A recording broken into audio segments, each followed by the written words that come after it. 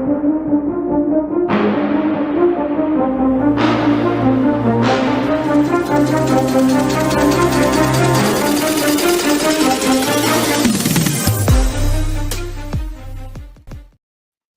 everybody, back to another episode of Wire2Wire Sports Podcast.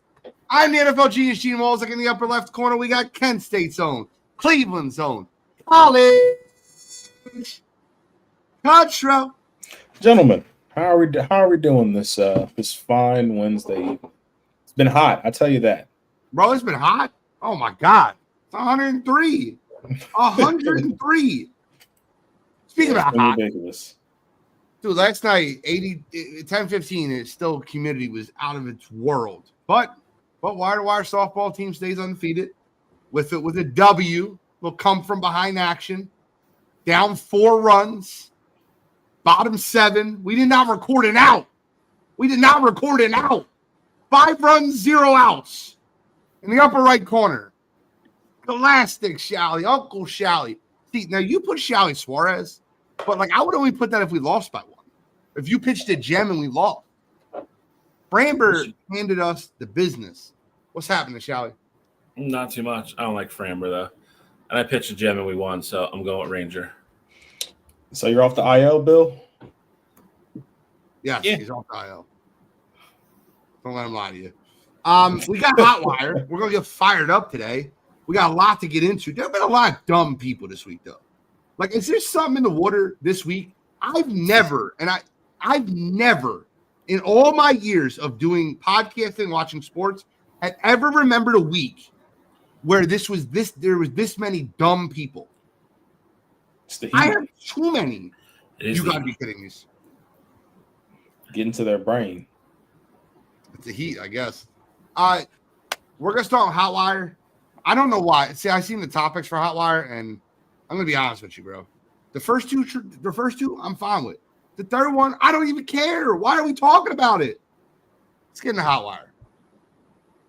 Control's one of you, brother. All right. So, first things first here. Biggest trade in the NBA that happened was on Sunday. You had Kevin Durant getting traded to the Houston Rockets, and the Rockets gave up Jalen Green, Dylan Brooks, and a host of draft picks there. Obviously, it happened on Sunday. I know, Gene, you've been on the morning show. You've had some thoughts about the trade so far, but definitely wanted to touch on it since we haven't had a show since it's happened. So wanted to get your guys' thoughts about the fit with Kevin Durant. Do you see this being something that works? Do you think this was the right move for Houston? And then on the flip side of it with Phoenix, do you think they're going in the right direction with what they're trying to build there and, recouping some of the picks there? Were you expecting the package to be a little bit bigger or kind of right where it was at? So just wanted to get your thoughts about the trade. Shally, I want to ask you a question, Sean. Sure. I've not got your full reaction on the trade as a whole. So I'd like to get that first, if you don't mind. I don't think it's shocking coming from the Phoenix side. I think it's apparent now they're going to blow it up. It broke right after this happened that Devin Booker, had already requested a trade. So I think Phoenix is going to be in full rebuild mode. They're gonna have to find a way to dump Bradley Beal's salary to somebody and somehow. But good luck. I know.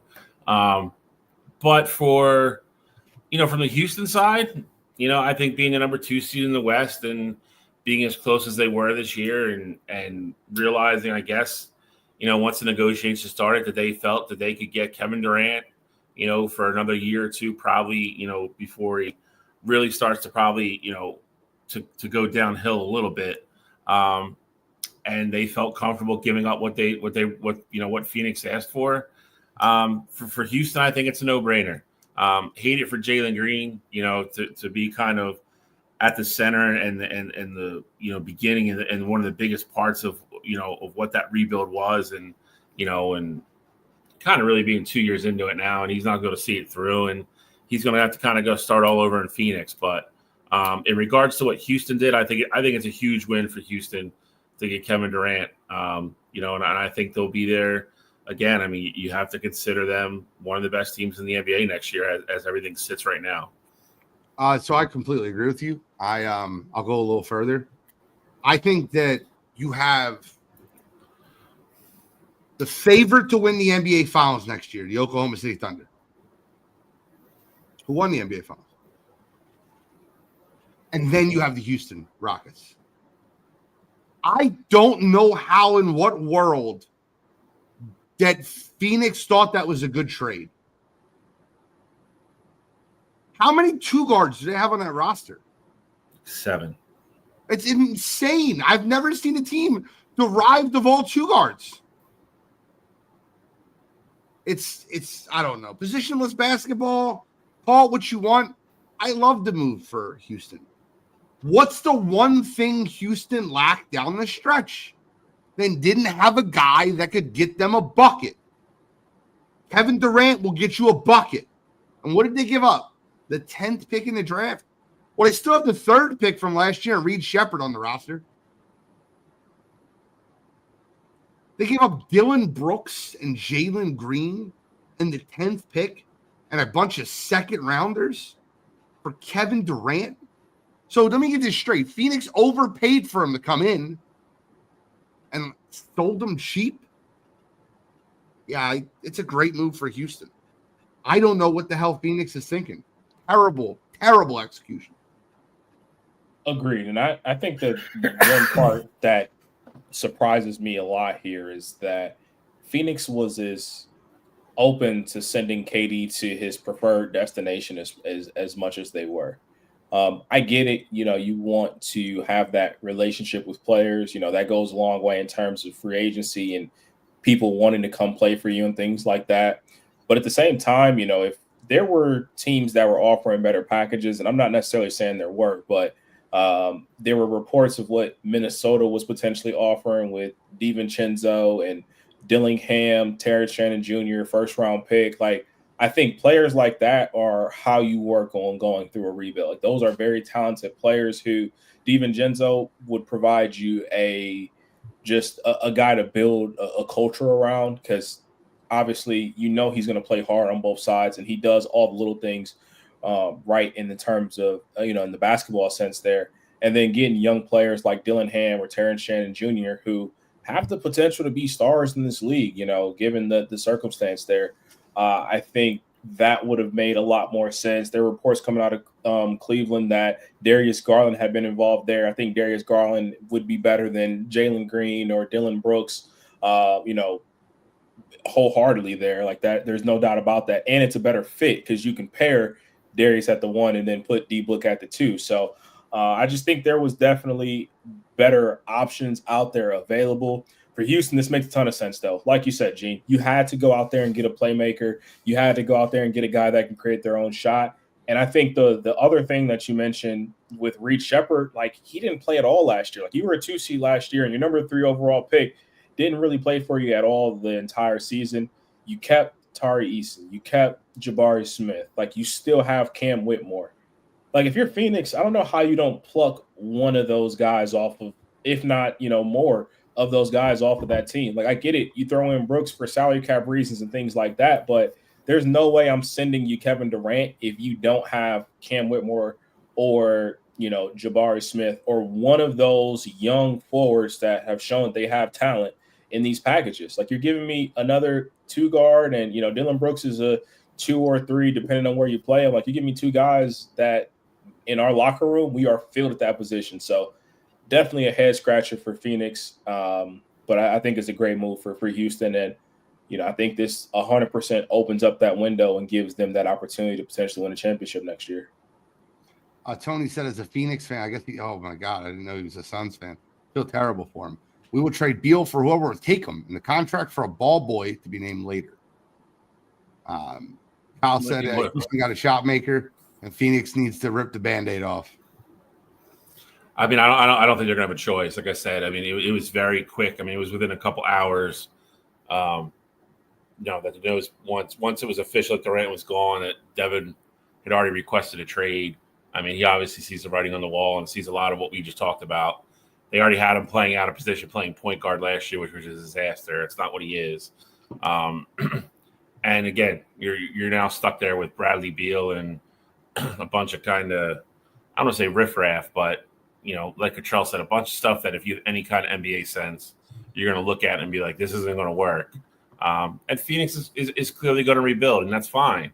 But Devin Booker's not going to stay around for that. So it'll be very interesting to see if he gets moved tonight, or if he's part of something bigger, maybe down the road. But he's gonna be a big name that's going to go somewhere and make somebody better.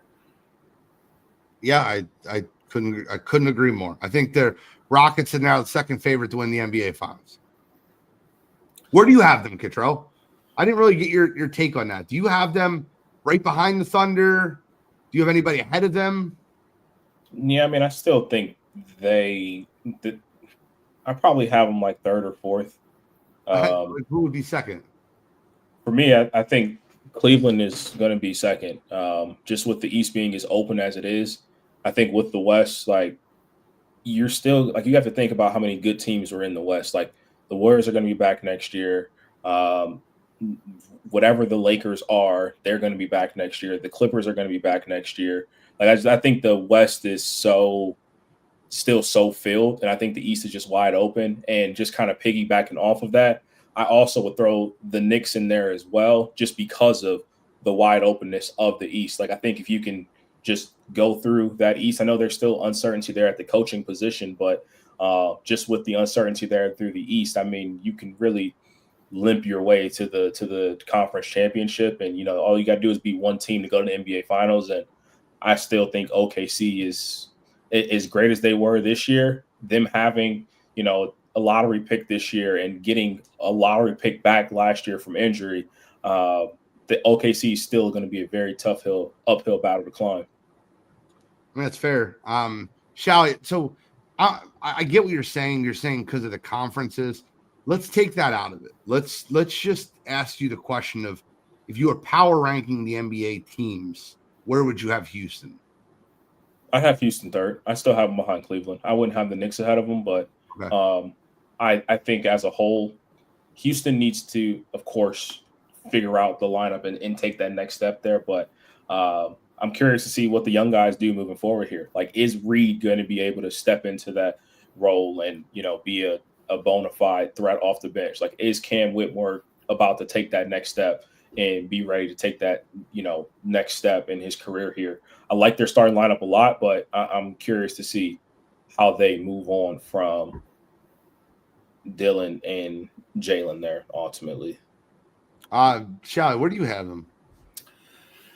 I mean, I think I understand Cottrell's point. I mean, I think if you have a healthy Cleveland next year, I think you, based upon what you saw them accomplish this year, I mean, I think there's an argument to be made that they could be second and Houston would be third. Okay. I don't have them any lower than third with how we sit right now. And again, I think depending on what happens tonight and then what happens in the next couple of weeks with, other trades and free agency and everything else, I think I'm not saying there's a chance they move down, but I think there's a chance for movement. But I think in some type of order, your top three have to be OKC, Houston, and Cleveland. I don't know. I don't really want to hear the Knicks. I mean, they don't have a coach, and with everybody else dealing with what they're dealing with, I don't think there's another team you could put in the top three that you can make a convincing argument for me anyway. Without projecting, you're probably right. Projecting, I'd have the San Antonio Spurs up there. I still think they land Giannis. That's just kind of where my mind is. Yeah, and if they do, that's again, yeah. I mean, that's again. I think there's going to be a lot of movement. I think with you already know Devin Booker's going to move. The Giannis situation, I think, is going to play itself out. I don't think he plays for the Milwaukee Bucks ever again. Who knows what the Sixers do? I think there's going to be a bunch of big names that move the next couple of days. I think this is actually going to be one of those draft/free agency things where it's actually going to be really exciting. I think you're going to see a lot of teams that look really different a month from now than they do right now. Looking forward to it. All right, the Giannis thing is interesting because if the Spurs go get Giannis, that's what I've been clamoring for too. All off season here, all playoffs, I should say. If they do that, then honestly, they might catapult to being my number one team in the entire NBA. Like I think he can change the course of that team that drastically. I mean, him and Wemby at the 4-5 with Fox, some variant of Fox Castle and or Dylan Harper, like, be ridiculous. It's going to take a lot to get Giannis. It will for sure. So I don't know if we're going to have that, but I know that Wemby will. You're going to have two of the three still there. You're going to have Fox Harper, or you're going to have Fox and Castle, because there's no way they move off all of them. They have so much like assets. Them in Oklahoma City have assets out the wazoo. So I said this in a comment on the morning show today. If I'm every team around the league, and I get it, you have to worry about making your team better. There's not a shot in hell tonight. Like, if I see Sam Presti's calling me, I'm not answering the phone. Like, no, you're not getting up here. You're not getting in the top 10 to get my picks. I don't care what future movements you have. Like, I don't care how big of a deal it is. Like, no, like you're not coming up here and making your team even that more stacked and unbeatable. Like, it's just not happening. But they can, though. And look, if I'm Philadelphia, I'm answering the call. You want to give me 6 first-round draft picks to get Ace Bailey? Go ahead, no problem. I'm gonna jack the price up for you, though. You're gonna give me a lot to move up, but I'll still answer. I'm just treating him like the NFL now treats Howie Roseman. The NFL still hasn't figured out Howie. Like, they still give him crazy deals, but if in that situation, though, I mean, the Sixers are one team that makes sense because they have a talented enough roster to make the playoffs next year. So their situation would be a little bit different. But everybody else, look, the Sixers might have a talented roster. I'll tell you something right now. I would love them to recoup assets tonight. I would not be on the all-in fence. I would be on the recoup some assets fence, and I'm with that. So we'll see what ends up happening. But what's next? What's the next trade we want to talk about? Let's kind of move forward. Kind of loop these two in just because they both involve Boston here. You had Drew Holiday getting moved from the Celtics to the Blazers, and in return, Anthony Simons is going to Boston. And it's been reported that Boston is interested in potentially moving Anthony as well here. And then just, again, kind of throwing these two together, you had Kristaps Porzingis getting traded from the Celtics, going over to Atlanta, and they got Georges Niang back, and they swapped second-round picks there as well. So Boston immediately, as the season ended, got under that second apron. They were originally scheduled to shell out close to $500 million this season. Now they're already under, I believe, the 280 number, which is absolutely incredible with just 2 trades there. But I guess, what's your outlook on these trades? And, do you think Boston is in a position where they're still trying to win now, or do you think they are trying to put themselves in a position to be really competitive in 2026? Shall I think it's a cautious approach to both. I mean, I think even with what's going on, I think Boston's still going to be a playoff team next year, because I don't think the East is going to be that good. Especially with, we're talking about Giannis leaving Milwaukee. I mean, I think you really only have, outside of Cleveland, New York, I guess Orlando. I mean, I think those are really your only bona fide, East playoff teams next year, and Philly if we keep everybody and they decide to play basketball. But, but I think it's kind of, to your point, I think it was, we don't need to spend all this money next year because we're definitely not a championship contender next year. I read earlier today that they might be on the verge of trading Derek White as well now. So it's, I think they're kind of accumulating some stuff behind the scenes. They're dumping salary. They're still going to be competitive. They're still going to have Jaylen Brown. Simons is a guy that can score. He's not the best defensive guy in the world, but Pritchard's going to, be a starter next year. He's going to have a starting role. It's going to be a team that's kind of in transition. It's kind of a wasted year because Tatum's going to be out all year. So it's like you said, let's not pay a gazillion dollars in luxury tax if we don't have to. We're not winning the chip. Let's see if, we could dump a bunch of salary, get draft picks, and then maybe make a splash move. They got Porzingis as well. Maybe they make a splash move tonight or tomorrow or the next couple of days and trade for somebody we don't see coming. If not, I think they get ready for 2026. That's what I think they're getting ready for. They'll have Tatum back. They're still going to have Jaylen Brown, and, I think they'll go from there. So I don't think that Boston's punting. That's another guy I wouldn't answer the phone if he called me. It would be Brad Stevens, because 100%. that trade that they made with Portland was highway robbery. Fleece. But it's absolute fleece. You trade a 35-year-old Drew Holiday that had $72 million left on his deal with a player option, and got back a guy that's on an expiring contract that's going to open up a ton of cap flexibility for you in Anthony Simons, who's a bucket, who's not Jason Tatum, but he can step into the Jason Tatum role. Plays a similar style offense as Jason Tatum. And then the Porzingis move, the guy missed like half of the playoffs with like an undisclosed injury. I have no idea what's wrong with him. They might know something we don't know. He might fail his physical. I have no idea what's wrong with Porzingis. But to get rid of him, that's great for them. And they have depth. They have guys that are ready to step in. Derek White's ready for a bigger role. Peyton Pritchard's ready for a bigger role. Jaylen Brown's getting paid as if he's a number one. And if they move on from Simons, they have a lot of different guys. And I could not believe they got off Holiday's contract. Here, Kyle just said it here. I could not believe they got off Holiday's contract without attaching a pick to it.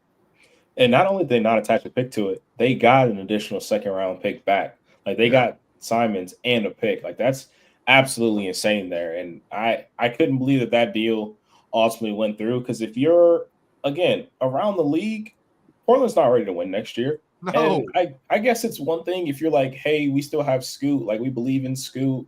Like, we want him to learn from Drew Holiday. He's a vet, that kind of thing. Like, I guess that's one way to look at things. But one, there's no way I'm attaching a second-round pick to that. And two, I'm telling Boston, like, hey, I know you guys had some cap issues, and ultimately you're looking to unload Holiday's contract. You guys are eating some of this money. Like, this isn't an even deal here. Like, we're not giving you an extra second-round pick. Like, at this point, we're giving you the younger, better player, and you're getting a second-round pick too.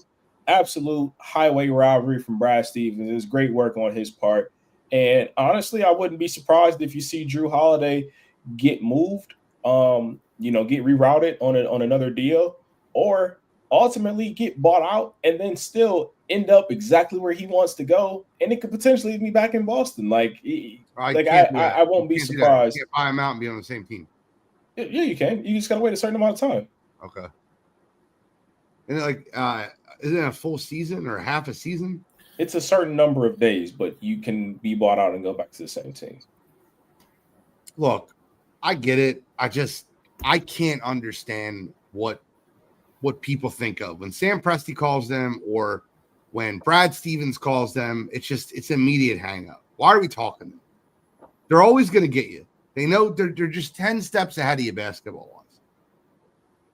wise. I can't understand it. If the one thing that I'll say about that is the Kristaps deal, like, if you're Atlanta, like, all right, all we have to do is give up Georges Niang, and if it doesn't work out, hey, Georges isn't a great deal. But if it does work out, then we have a starting center moving forward here. So, like, the Atlanta deal, at least I'm like, all right, that makes sense. But again, you better hope you have a really good, like, medical team doctor, like the old Phoenix style doctors with Porzingis, man. Yeah, I mean, you got to hope that everything checks out there. But I'm just saying, in my opinion, it's a low risk, high reward kind of move there. Only moving on from a second round pick in Georges Niang. If it doesn't work out, it doesn't work out. Like, he kind of just chalk it up there. Porzingis misses time like JoJo does. Yeah, maybe more. Maybe probably close. What's next on Hot Wire? That's Hot Wire. That's really all I had this week for Hot Wire. I know we got a ton of other topics that kind of just happened this week. Yeah, I don't know what order we want to go in. If we were just going to kind of touch on those as we got to their respective sports there, but we'll talk about the NBA Finals, man. I do want to make a statement, and it's a bold one, and that's what I'm known for. I always make bold statements. Some of them come true, some of them blow up in my face. But I'll make a statement to you, Kittrell. You said something earlier. You said the Cavs, and in that same note, the Knicks. And I think you have a better chance of seeing Pistons Magic than you do of seeing Cavs Knicks. I think the way in which these teams are being built, are being built the right way. And I am all in on what Detroit is doing. And I like the move for Bradley Beal. We talked about that last week. Not Bradley Beal. Desmond Bane. It's funny because it's a very similar style game, but Desmond Bane. And I will take Detroit versus Orlando before I take Cleveland versus New York. I can get behind the Magic. Detroit is they're still a piece away. For me, I think they haven't done anything to address their deficiencies, and their deficiency is when Cade Cunningham is not scoring and you need somebody to go get a bucket for you, like they don't have that guy. You want to get into these, slug them out, just dirty, muddy games. I mean, yeah, that's cool. Like you're going to win something like that, but get into the Eastern Conference Finals and, this climate, like I just don't see that happening there. So I think Detroit needs to make something shake before I put them in serious contender talks. They'd probably be like my 5th scariest team in the East. Okay. I guess what? Look, I'm with them. I'm riding with them. I like me some. The Magic, though, I can get behind. I can get behind the Magic. I like me some Asura Thompson. Obviously, I love some Jaden Ivey. I'm a fan. I'm a fan. Give me some Jalen Duren. All right, so NBA Finals just happened. We were on the air the day before Game 6.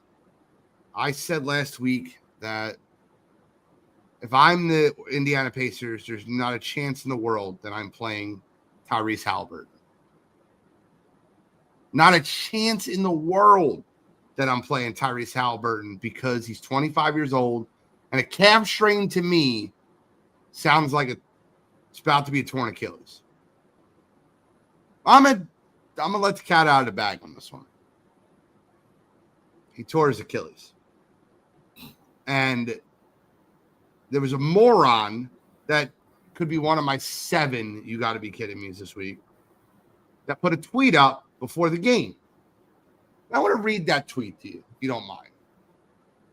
The Pacers brilliantly took big game pressure off of Halliburton, who routinely no-shows, by planting the injury excuse that the media swallowed whole. 3 minutes later, Tyrese Halliburton tears his Achilles. Legitimately, 3 minutes after the tweet. It sucked. Game 7, I wanted to be. I thought me and Charles talked pre-show. I thought we were in for an all-timer. The way Halliburton came out, hitting 3 threes in the first quarter, I thought it was going to be a great Game 7. Back and forth, maybe overtime.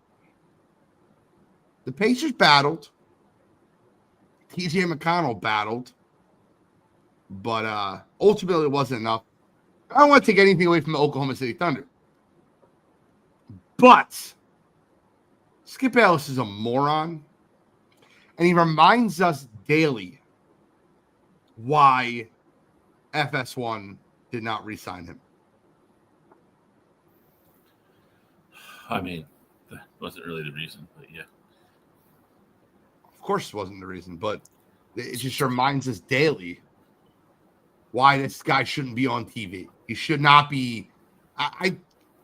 Your thoughts on the game, the series, the tweet, the injury? So for me, I mean, I think it's easy for as far as like Skip goes, because one, you tweeted that after it looked like Halliburton was on his way to having a historic performance. Like, he has 3 threes in the first quarter. Indiana's up at this time, and you tweet that they planted the injury bug as an excuse. Like, I guess it's one thing for me if it was like, all right, Game 7, the Thunder get off to this. It's 25-3. Game just started, and they're off to this crazy run, and they're up big, and Hallie looks terrible, and like that's one thing to say. I still don't agree with it. But like, that would be one aspect, like you could say something like that. But to say it when he's in the middle of having 9 in the first quarter and the Pacers are in the lead, like I don't understand where that makes any sense. And then just to just double down on that, his apology afterwards felt so. If it didn't feel like an apology, it more so felt like I'm actually the victim here. Like, I know I messed up, but I want you guys to actually feel sorry for me. He talked about his dad when he was growing up in the city of Oklahoma City. With his dad was a drunk and all this stuff. When in reality, all he had to say was, "Hey, look, I made it. I made a decision to put out a dumb tweet, and I wish I could take it back, but I can't." And really just kind of go from there. Now, a lot of us still wouldn't have respected it because it feels like it probably would have just been a PR thing for him at the time. But at the same time, like, that's the way you go about that, not trying to play the sob story and have people get behind you that way. But as far as the game goes, you got to give a ton of credit to Indiana for fighting and having the lead at halftime and making the game as respectable as it was. But in the end, that Oklahoma City team they were just too much for Indiana down the stretch there. Turnovers really killed them. And for me, I felt like Halliburton's offense was, of course, missed. They only scored 91 points. But to me, it felt like the ball handling was the one thing that was missed the most because of all the turnovers. Like, even TJ McConnell, like, as good as he was playing, he had a couple unforced errors there. Just didn't feel like the offense was really running smooth. It was a lot of, especially in that second and third quarter, it was a lot of TJ McConnell, ISO, letting him get to the basket, things like that. Things weren't really flowing. It's a bad situation when Halliburton got hurt in the first quarter. He had those 3 threes, and he led the team in three-pointers made in the entire game there. So it was very unfortunate. I also thought we were in for a classic, but Oklahoma City did exactly what they were supposed to do. When that Pacers team is down, you got to put your foot on their necks, and you got to keep it there. So give OKC a ton of credit for capitalizing on the moment there, but it felt like we were really robbed of a classic. Callie? Yeah, I mean, I could sit here right now and tell you that I don't know if OKC is the better team. I think if to both of your points, I think with the way he started that game, if he plays the whole game, I don't know who wins that game. Now, on the other hand, you have to give OKC credit. They did turn up a notch in the second half, and to Cottrell's point, the defense really started hounding everybody on Indiana with the ball, and they forced a lot of turnovers, made a lot of big shots, and I'm not going to take anything away from them. I think more for me as the viewer, as you guys have both pointed out already, I feel a little bit robbed to see how that would have looked coming down the stretch if Halliburton's on the court. If it is only a 4-point game or it's a 2-point game, with the amount of big shots that kid's made already in this postseason, and the fact that he came out on fire in the first quarter, you're talking about potentially. I saw somebody in the comments say how under kind of advertised and stuff it was, and you're talking about a series that could have been a walk-off game 7, like a buzzer beater. Like if we come down to something like that, that's an all-time series. That's something you talk about forever, and it would have been between two teams that aren't from huge markets, and it would have been great. It would have been great for basketball. So I feel a little robbed and and sad, and I feel horrible for Halliburton. I really do. For as much heat as he took coming into this postseason, I don't think there's anybody that can really say anything about his game anymore. You just need to shut your mouth. I think he proved everybody wrong and really showed what type of player he is, what type of leader he is on that team. And he went out and risked it all, for that team and for that city. And like Gene said, it's becoming too prevalent in the NBA where you get the dreaded calf strain and then bang, we're right to a torn Achilles. And I don't know what that's about. I don't know. I think it is. I think these guys are just getting so strong and so fast, and you are constantly drop stepping like that, where you're putting all the stress and all your power in your leg to the back. And I understand that stuff like that's going to happen, but it's just went through a bad run of them this year. And as far as Skip Bayless goes, I mean, it's just another example of him just putting his foot in his mouth. And I guess, unfortunately, now he doesn't have a boss. So, I mean, he could really tweet whatever he wants to tweet. But I think it just goes back to what we've talked about on the show before. I hate that where we're at, that he's literally tweeting like that he wants the kid to fail. Like, I mean, if you have all those connections to Oklahoma and you have all this, like, why can't you just say, you know, you want Oklahoma City to win, but, you know, if you're that much of a basketball guy, why wouldn't you just tweet that you hope Halliburton makes it through the game and you see a classic game? Like, why are you shitting on the kid? You know, obviously he didn't know he was going to get hurt, and that's fine. But when you make dumb tweets like that, stuff like this happens, and you got to own up for it. His apology was shit to me. It was disingenuous, and all it wasn't even an apology. It was a woe is me and create sympathy for myself for tweeting something really dumb and ridiculous. That's how I took it. I didn't think it was genuine at all. I thought it was nothing more than deflection for me. So I don't get it. I don't understand why to get clicks and likes and retweets, you have to shit on a kid who's had an incredible run. Like there's got to be something else you could tweet besides that other than I hope this kid fails, and if he does fail, they're going to blame it on an injury. Like that's whatever. It's just shitty. It's just another again. I think the world knows what type of person Skip Bayless is now after he got fired from Fox, and what he did and what he was up to. So I can't really say, but I'm even surprised. Funny thing with Skip is that just a few seasons ago, like before Kawhi got traded to the Raptors, Skip was this huge Spurs fan. And I get it, OKC didn't have a team for the longest and things like that, but Skip wasn't this outgoing OKC fan. Like he's really a front runner there. So for him to act like, you know, he's just been this lifelong OKC fan and, you know, this is really what he's been waiting for and things like that. Like, I think that's all shtick to begin with. And I get he's from OKC. Like, I'm not saying that he probably doesn't have, you know, some pride for OKC winning championship, but I don't think he's really this big OKC Thunder fan. So for him to even go out and say that, I think, you know, doing the most there to begin with. But Bill, I did want to comment on the other point that you made about the Achilles injuries. And for me, I think, you know, you talk about the guys being as fast as they are, strong as they are, and things like that.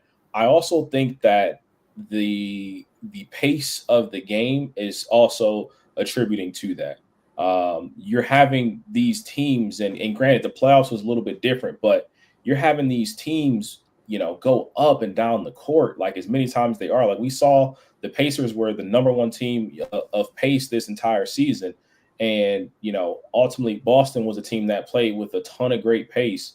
Damian Lillard was a special case there because he had blood clots, but I'm sure that led to, you know, his Achilles tear with his situation. But I think the pace, all these teams playing extra possessions, going up and down the court like this, I mean, I don't want to necessarily go off and say like the drastic thing and say the NBA needs to shorten the season. But I do think this is going to be a continued trend if we stay the way we are. I don't know what the solution is, but I do think that this will be a trend we follow moving forward here if everything stays the same. I want to pull this up. Skip was out there slinging backyard beef at work. What up, though? He's always being disingenuous. He does too much. He did this Damar Hamlin thing. Skip is a passionate sports lover. Come on, stop it. I do want to share this with you guys because I want to show you the timeline of events, how it came about. I'm just be quick. I won't be too long with it.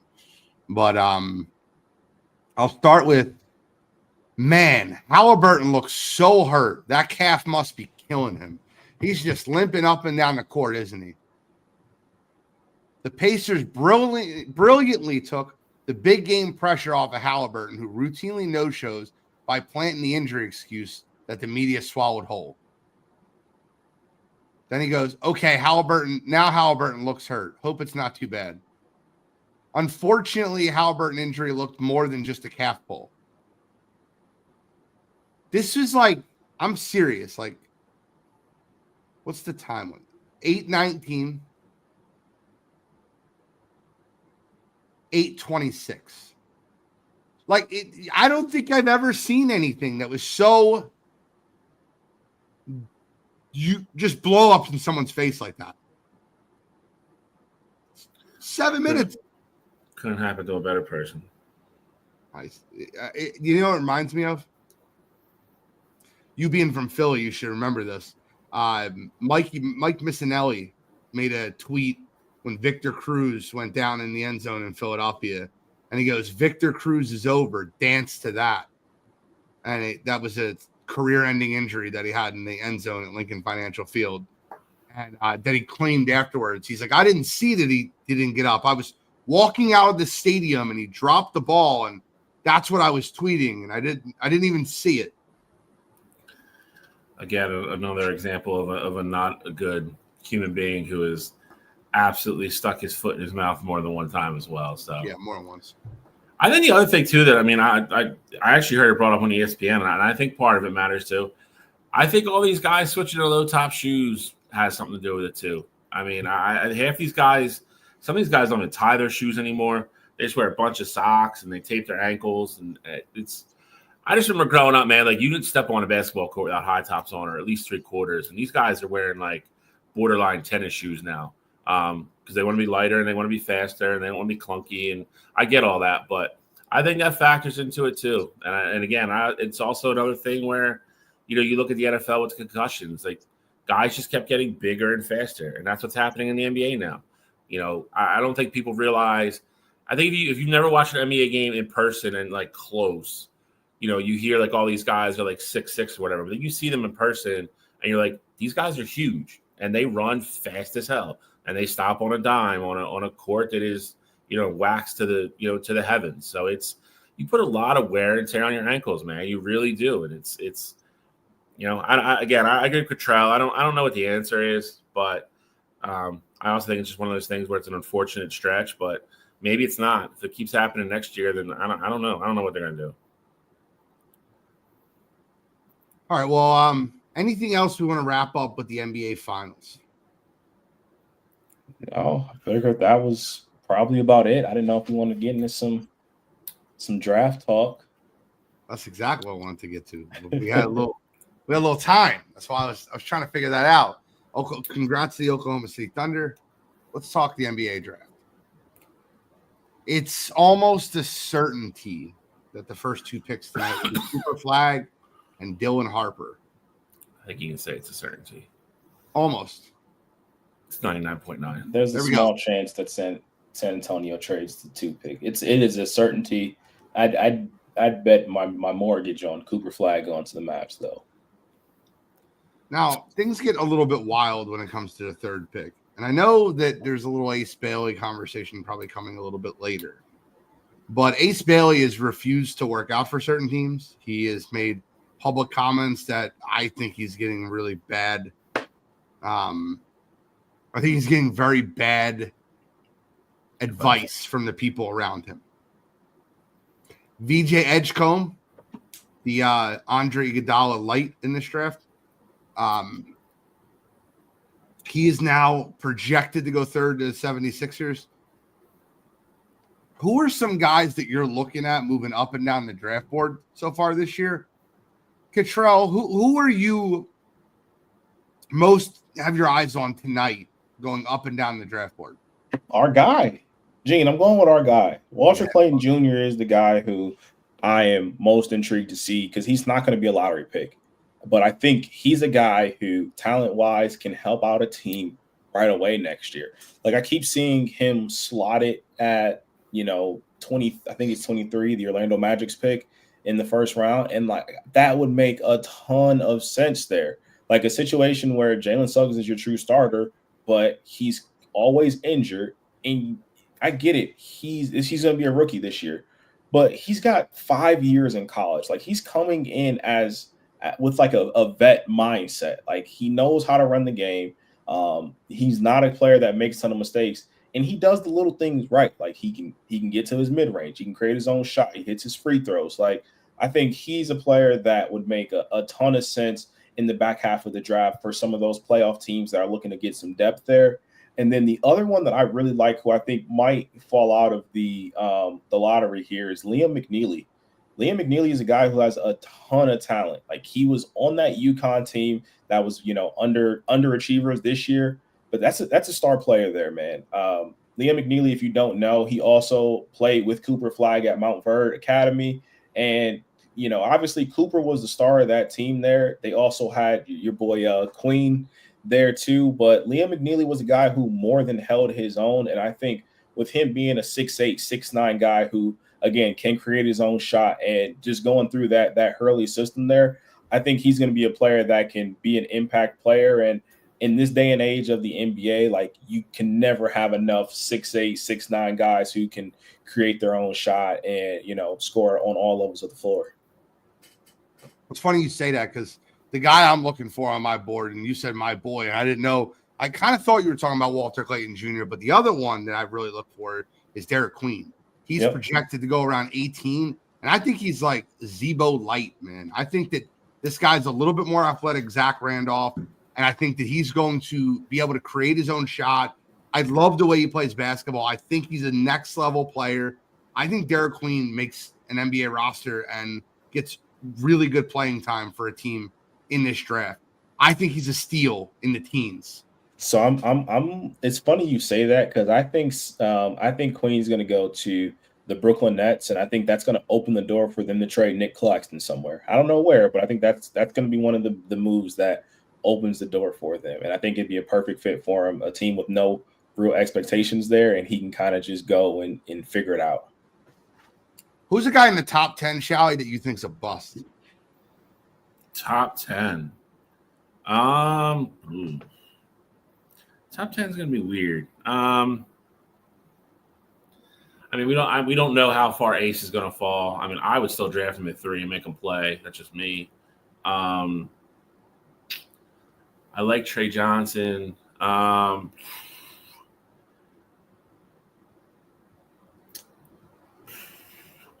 would say this. I think I can't remember his name. I know he's going to go top 10 though. I would say the center from Duke, I think is, I don't want to say he's a bust. I think he's more of a project than a number 7 pick should be. I'll say that. I think he's going to need a lot of refining. Malouche. Yes.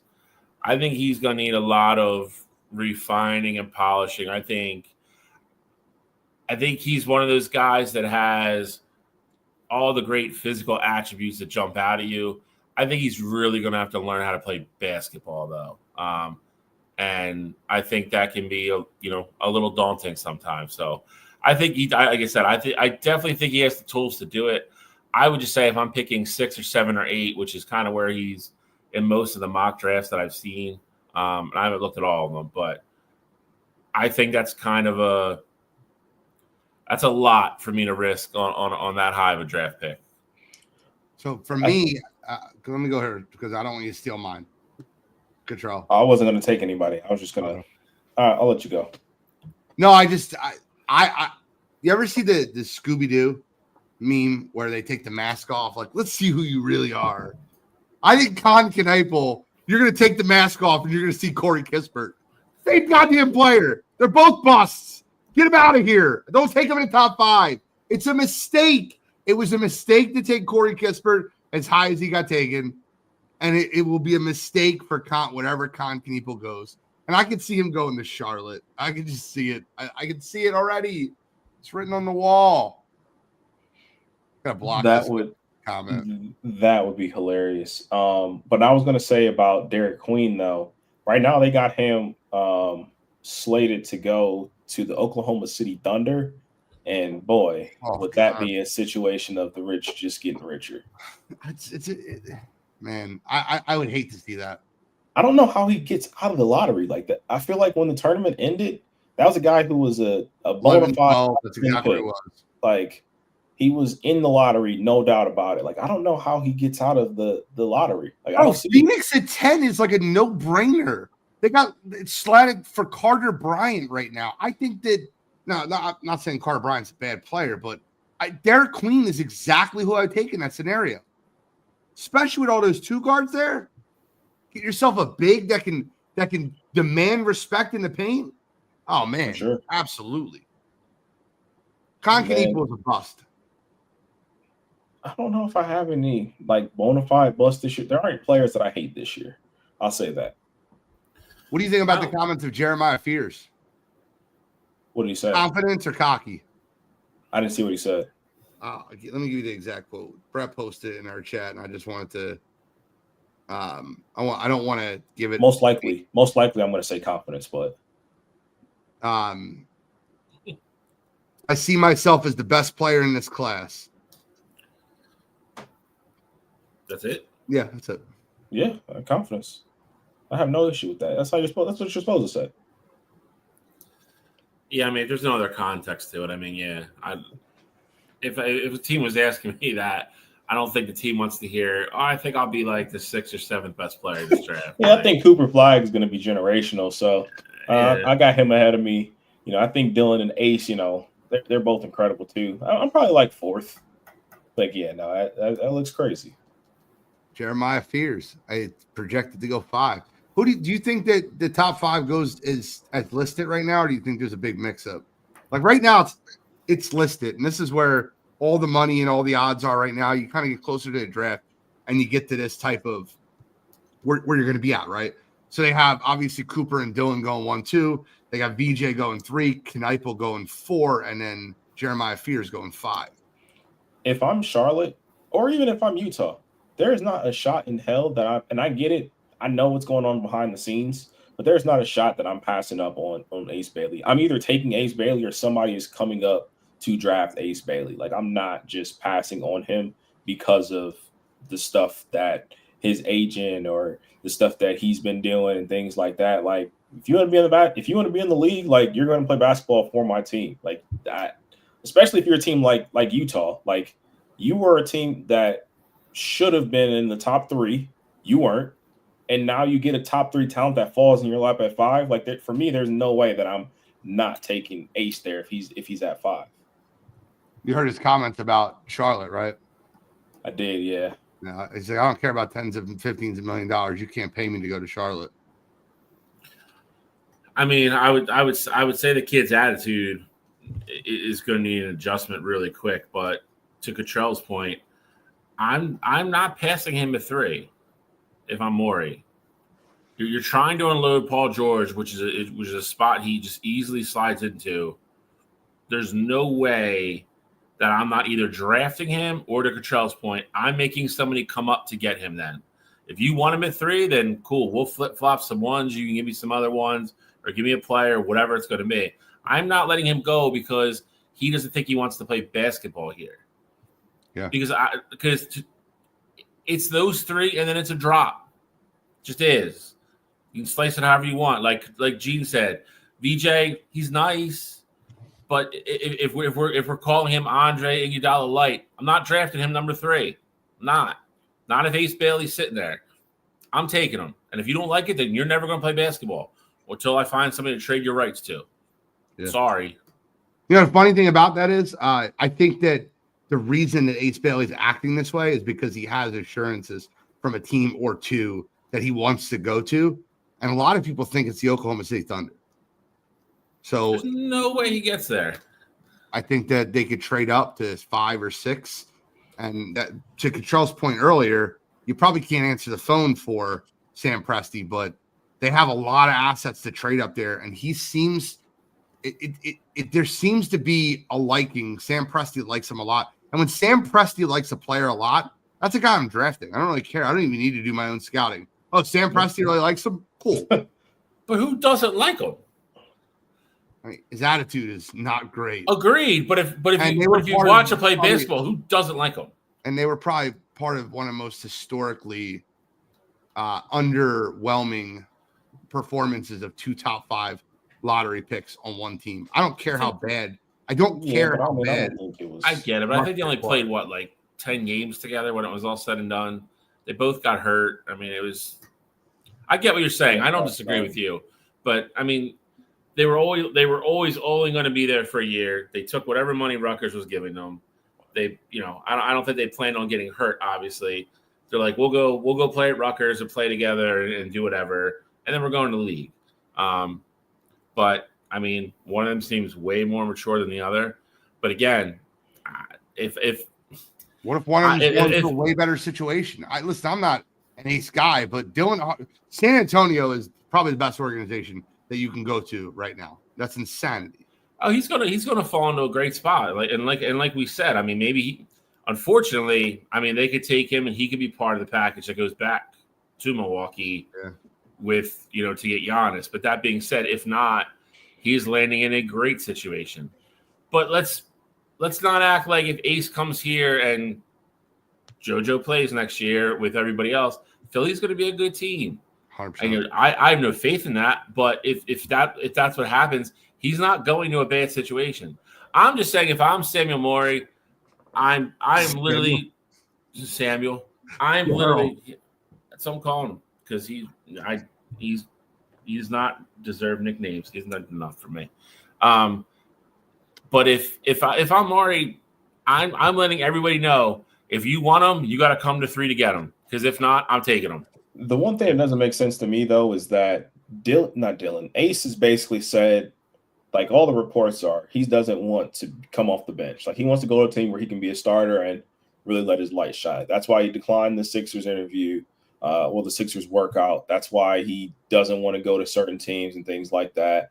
I mean, I guess in Charlotte they have Brandon Miller there, but I don't know why you would be afraid of competition there. What I saw was that he really wants to go to Washington, New Orleans, and some other team. OKC might have been the other one. But for me, I'm like, if that's the case, OKC is coming off a championship. You're not going to be a starter there. Like, probably no matter how well you play. Like, they have their core. They do things their way.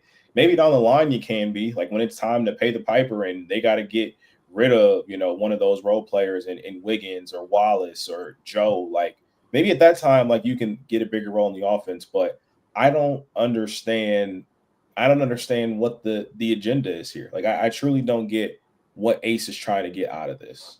And the other two teams suck. So it's like, what you just want to go with a guy that puts up 25 every night, loses 60 games a year. Like, yeah, that's what it sounds like. Cool. And again, if that's what you want to do, cool. But I'm going to take you at 3, and somebody's going to pay for you. Like, it's what it's going to be. He could easily start in Philly next year, especially since they're trying to get rid of Paul George. I got an over-under question for you with the Sixers. Over-under 84 games combined for Joel Embiid and Paul George next year. Oh, fucking under. Under. Last year was 84 is a ton. I was going to say, last year was set at like. That's a ton. Are you aware of it's yeah, I mean, who they are? Bro, I hate to say it, but again, I mean, there's that funny meme floating around about like Paul George literally missed like 22 games last year for like a banged up finger on his non-shooting hand. Like, these are not guys that are like, take me up and put me in. It's not what they are. Joe's like, Billy's comments not far off. All about that payday after the rookie contract. If he wants to go somewhere and showcase his talent for 3-4 years and then get that payday, like, he can go average 20, 25 points playing.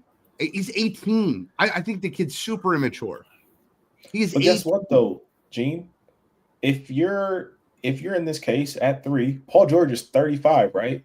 Yeah. Joel Embiid is on the back half of his career, right? 100%. 4 years from now, when you're up for your extension, it could be you and the Tyrese Maxey show. Like, you can be the Supermax guy in Philadelphia, a top 5 market in all of the NBA. You're going to have a bona fide role carved out for you. Like, and this is assuming that Paul George stays the rest of his career in Philadelphia. Like, we could be looking at a situation where Paul George doesn't play another minute in a Sixers uniform.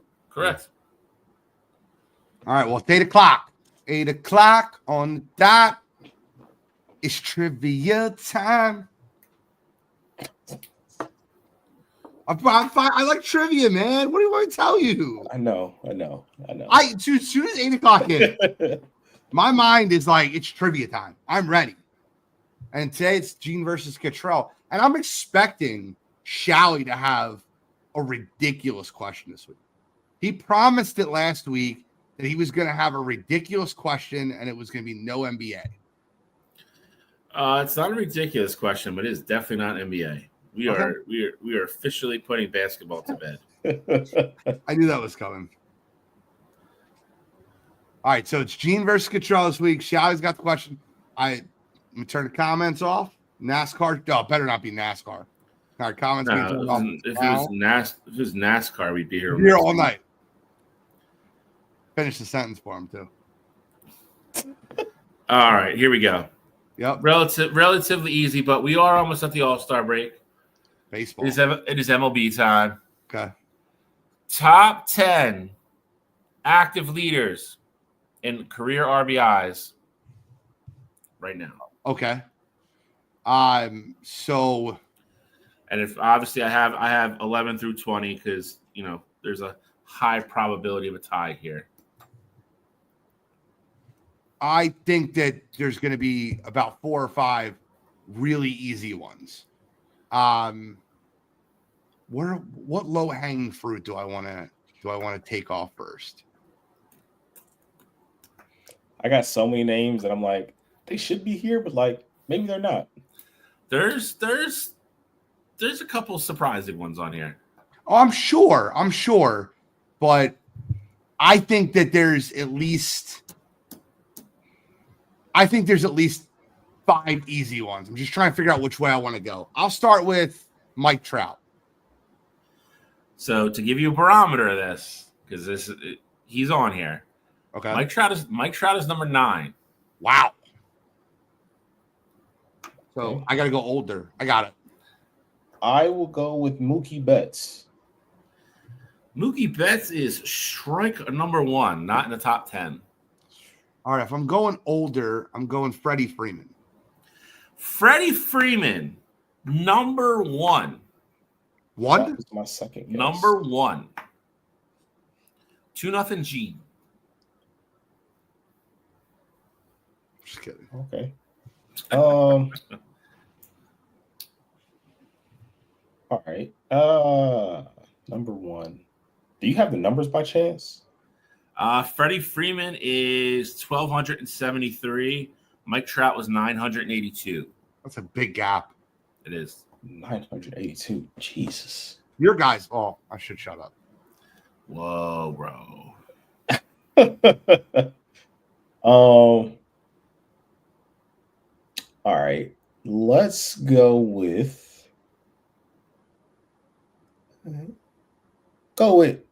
Giancarlo Stanton. Ooh, that's one of the ones I thought we might struggle with. Giancarlo Stanton, 1,104, number 6. 2-1. Give me the MV3. Bryce Harper with 1,010 comes in at number 8. 3-1. Gene Bro, the way you right read back. that, I kind of got scared. Okay. See, the no Mookie part is like kind of throwing me off here. I'm like, all right, who's been at it longer than Mookie?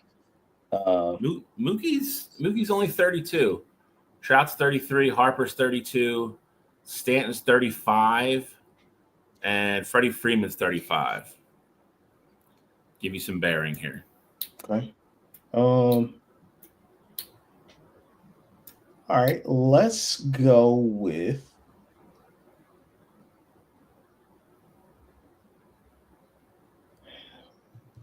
long time. I'm gonna roll with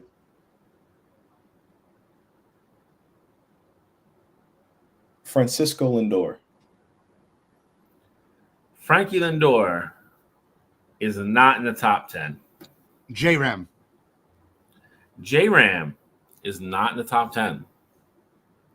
Both of them been doing it for 10 years, so that's kind of ridiculous. I think I do have a couple guys that are just older and they were really good for a while. So I have a couple like shots.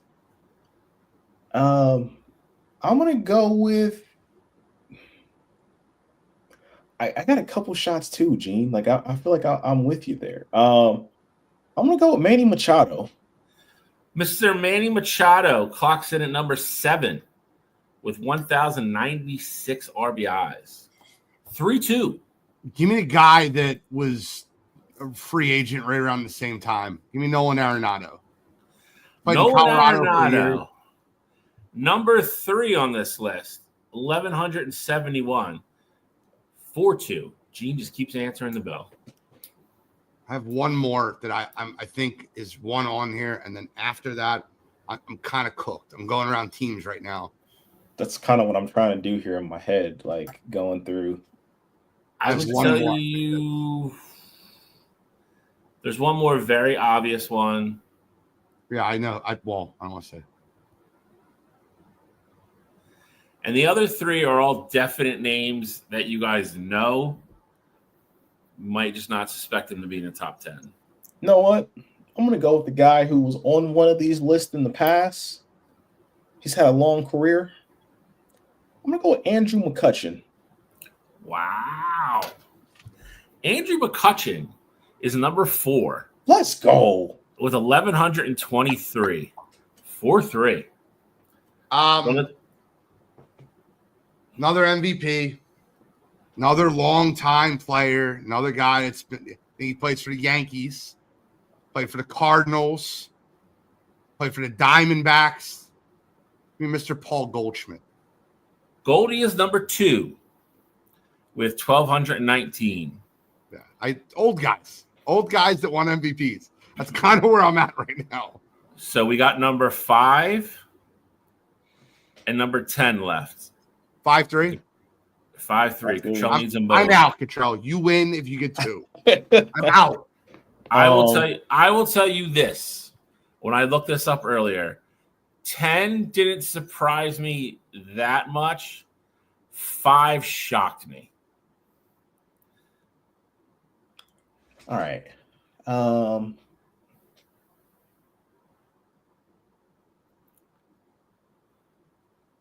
Guys that have been doing it for a while here. I'm just kind of like trying to go back and think of some things here. I'm gonna go with guy who hits a ton. I'm gonna go with Jose Altuve. That's exactly what I was going. Jose Altuve is not in the top 10. Aaron Judge creep up there yet? Aaron Judge is not in the top 10. All right. I guess I'll stay in the same ballpark area because they used to be teammates. I'll go with Carlos Correa. He is not in the top 10. I have the funniest thing in the world to tell you when this ends now because it's hilarious. Depending on how it goes. Polar bear. Polar bear is not in the top 10. Some of these guys are way further away than you think, too. All right. Really? I'll go like, with. Hold on. Like, Judge is 22nd. All right. I'm thinking of some older guys here. I'll go with that have played a while. I'll go with Cody Bellinger. Cody is not in the top 10. Yeah, we might be at the hint time. Wait till after I go because I'm up 2. I don't want to give him the hint, but we might be at that time. I'm kind of like throwing darts at a wall right now. Xander Bogaerts. Not in the top 10. All right.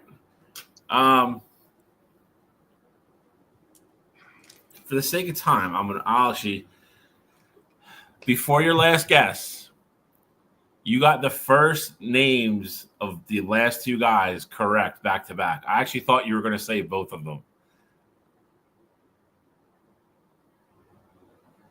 And that's all I'm going to say. Okay, so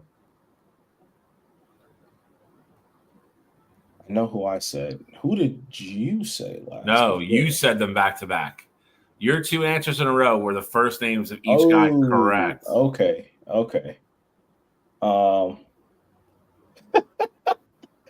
right. Well, if that's the case, then I think I know one of them. Let's see which one. I'm trying to figure out the other one here real quick. What were the names that he said? I'll take the one that was most recently said, just in case Gene figures out what I most recently said. I'll go with Carlos Santana. Carlos Santana is number 5. It's a great one. That's ridiculous. It's a great one. What were the names that you said, though?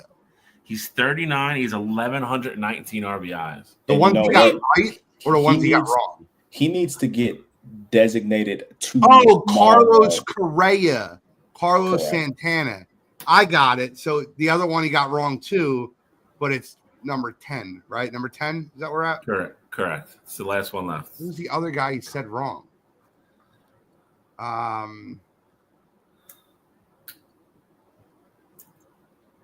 I don't know the other guy you said wrong. I was like so busy like trying to figure out like my next guess. God damn it. I'm gonna give you 20 seconds, sir. That's fair. I don't want to hold anybody up. Corey Seager. Not in the top 10. It's fair. Who's the other wrong name you said? So I remember the other wrong name that I said, but I do not have a guess of who can be there. The topic, by the way. What is the topic? The topic is top 10 career active leaders and RBIs. For my man CJ. Rehabbing. Who else can this be, man? Who else can it I'm gonna give you 15 seconds. I'm out. So it doesn't matter. Give him 5 more guesses, and if he doesn't get it, I'm done. I should think of players. I should not quit. Don't, because if you lose in overtime, you're gonna be pissed. Yeah, probably. 5 seconds. Bro, I don't know.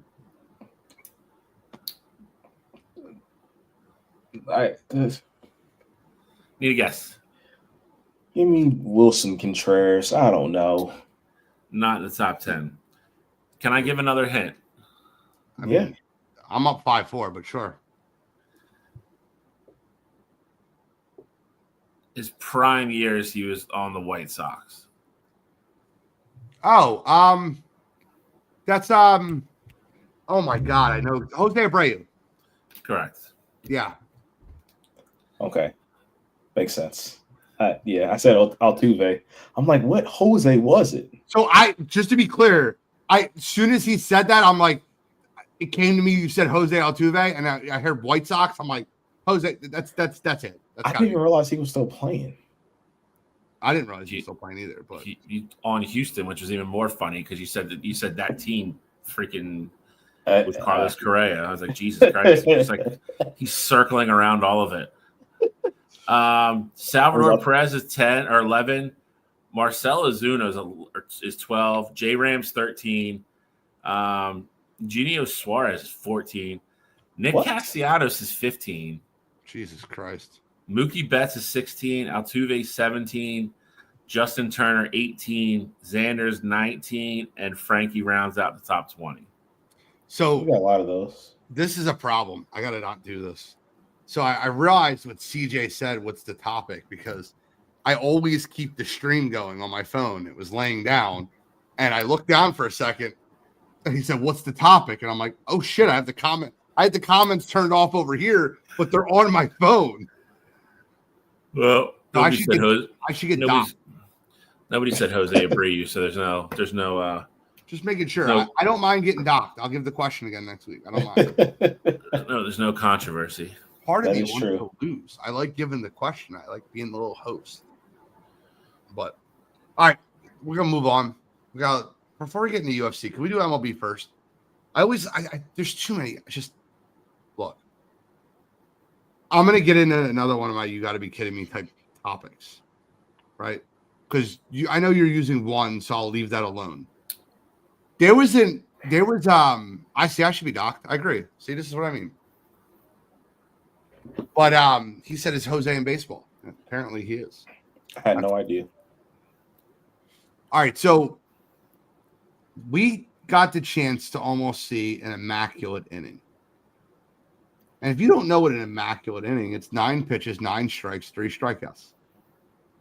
And if you don't know how rare they are, there's been almost 3 times more no-hitters than immaculate innings. And these umpires are so bad. Yamamoto, strike 3, right down the middle of the plate. Ball.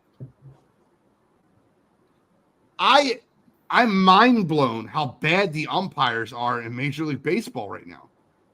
And I understand. Look, let me be clear. My big ass is not going out there and doing a better job than a professional umpire. I understand that. I know that your eyes can deceive you. You're trying your best. I get it. I don't know what type of accountability is in Major League Baseball. I don't know how you miss a fastball directly down the middle of the plate. Shally, am I off when I say that the umpires this year have been brutal?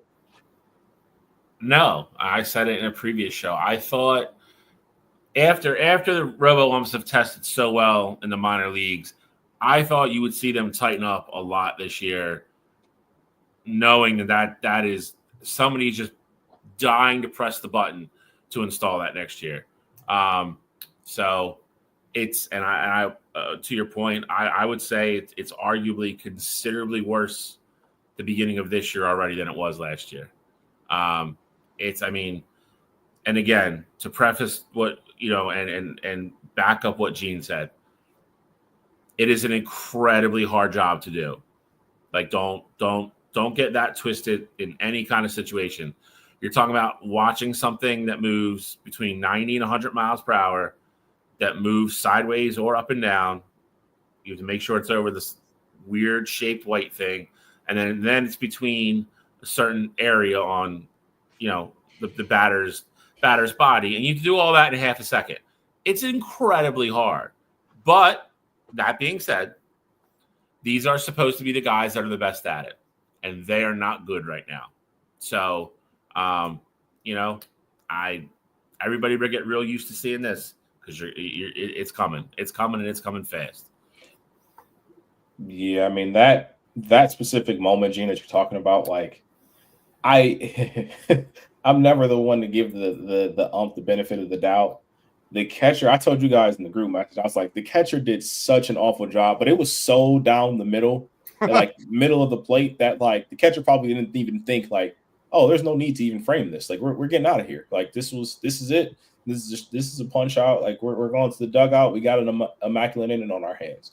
But the catcher did. He stood up, moved the glove up, and again, it's not to give the ump an excuse there, but I'm like, damn, like you couldn't do anything for your pitcher there. Like, even to just, I mean, if he remotely just stays about where he was at without standing up and raising the glove, like, there's no doubt about it.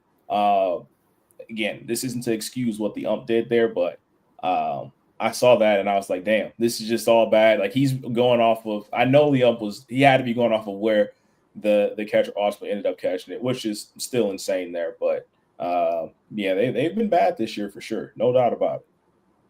And then the other topic I wanted to bring up with baseball is, Shally, I know you'll know this better than me, and I'm glad CJ's in the chat, because I know CJ and maybe Billy will know this. I did not hear about Jacob Mizorowski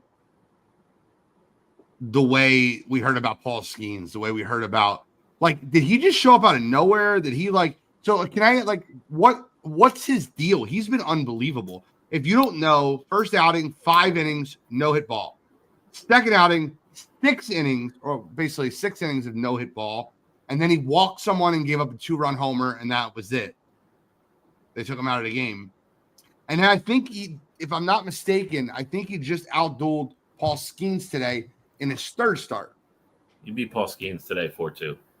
So can you give me like a little bit, like, and listen, I'll admit ignorance. I'm fine with it. Can you let me know what I'm missing? Another 5 shutout innings, 8 strikeouts. Listen, to follow baseball prospects is, it's a job in its own right. And it's not something that's easy to do. I want to get a real reaction to this, by the way. Sorry. I want to get a real reaction. Sixers are on the clock. Yeah, they're on the clock. I think it's he was on a lot of people's radar, but he wasn't the Paul Skeens where just the phenom that everybody knew was coming. And he's ahead of schedule. So anytime that happens, he could have been, the 4th or 5th best prospect in Milwaukee's farm system. Then he comes up and does this. And now everybody's like, oh, yeah, like, see, told you so. So you get a lot of that. And you just never know how guys are going to react when they get to the top level. You just don't know. And that is what makes baseball so, like, so freaking hard. Like you could look. I mean, there's a million names I could rattle off that I've seen play at Reading or even even in AAA, and you're like, that guy's got it. That guy's it. And then he gets to the major leagues, can't hit anymore. Can't hit major league pitching. It is so freaking hard, and it's and most of the time, a lot of these scouts get a lot of stuff right, but they get a lot wrong too. But he is, again, if you're familiar, I'll look it up when I'm done talking. I mean, he's probably towards the top of or he's definitely probably on the top 100 list. But he's the fourth best prospect in Milwaukee's system. There you go. So it's I just didn't see it coming. You just never know. Again, a lot of people didn't. They brought him up for a spot start, and then it's like, oh no, nobody can put the bat on the ball. Like what is this? Like he's 6'7". The guy's a friggin' it's huge. So, it's and honestly, I mean, CJ could talk to this even more than I do. I mean, because CJ is a scout player, so it's and recruit players. So, you just never know. You just never know, and that's what makes baseball awesome.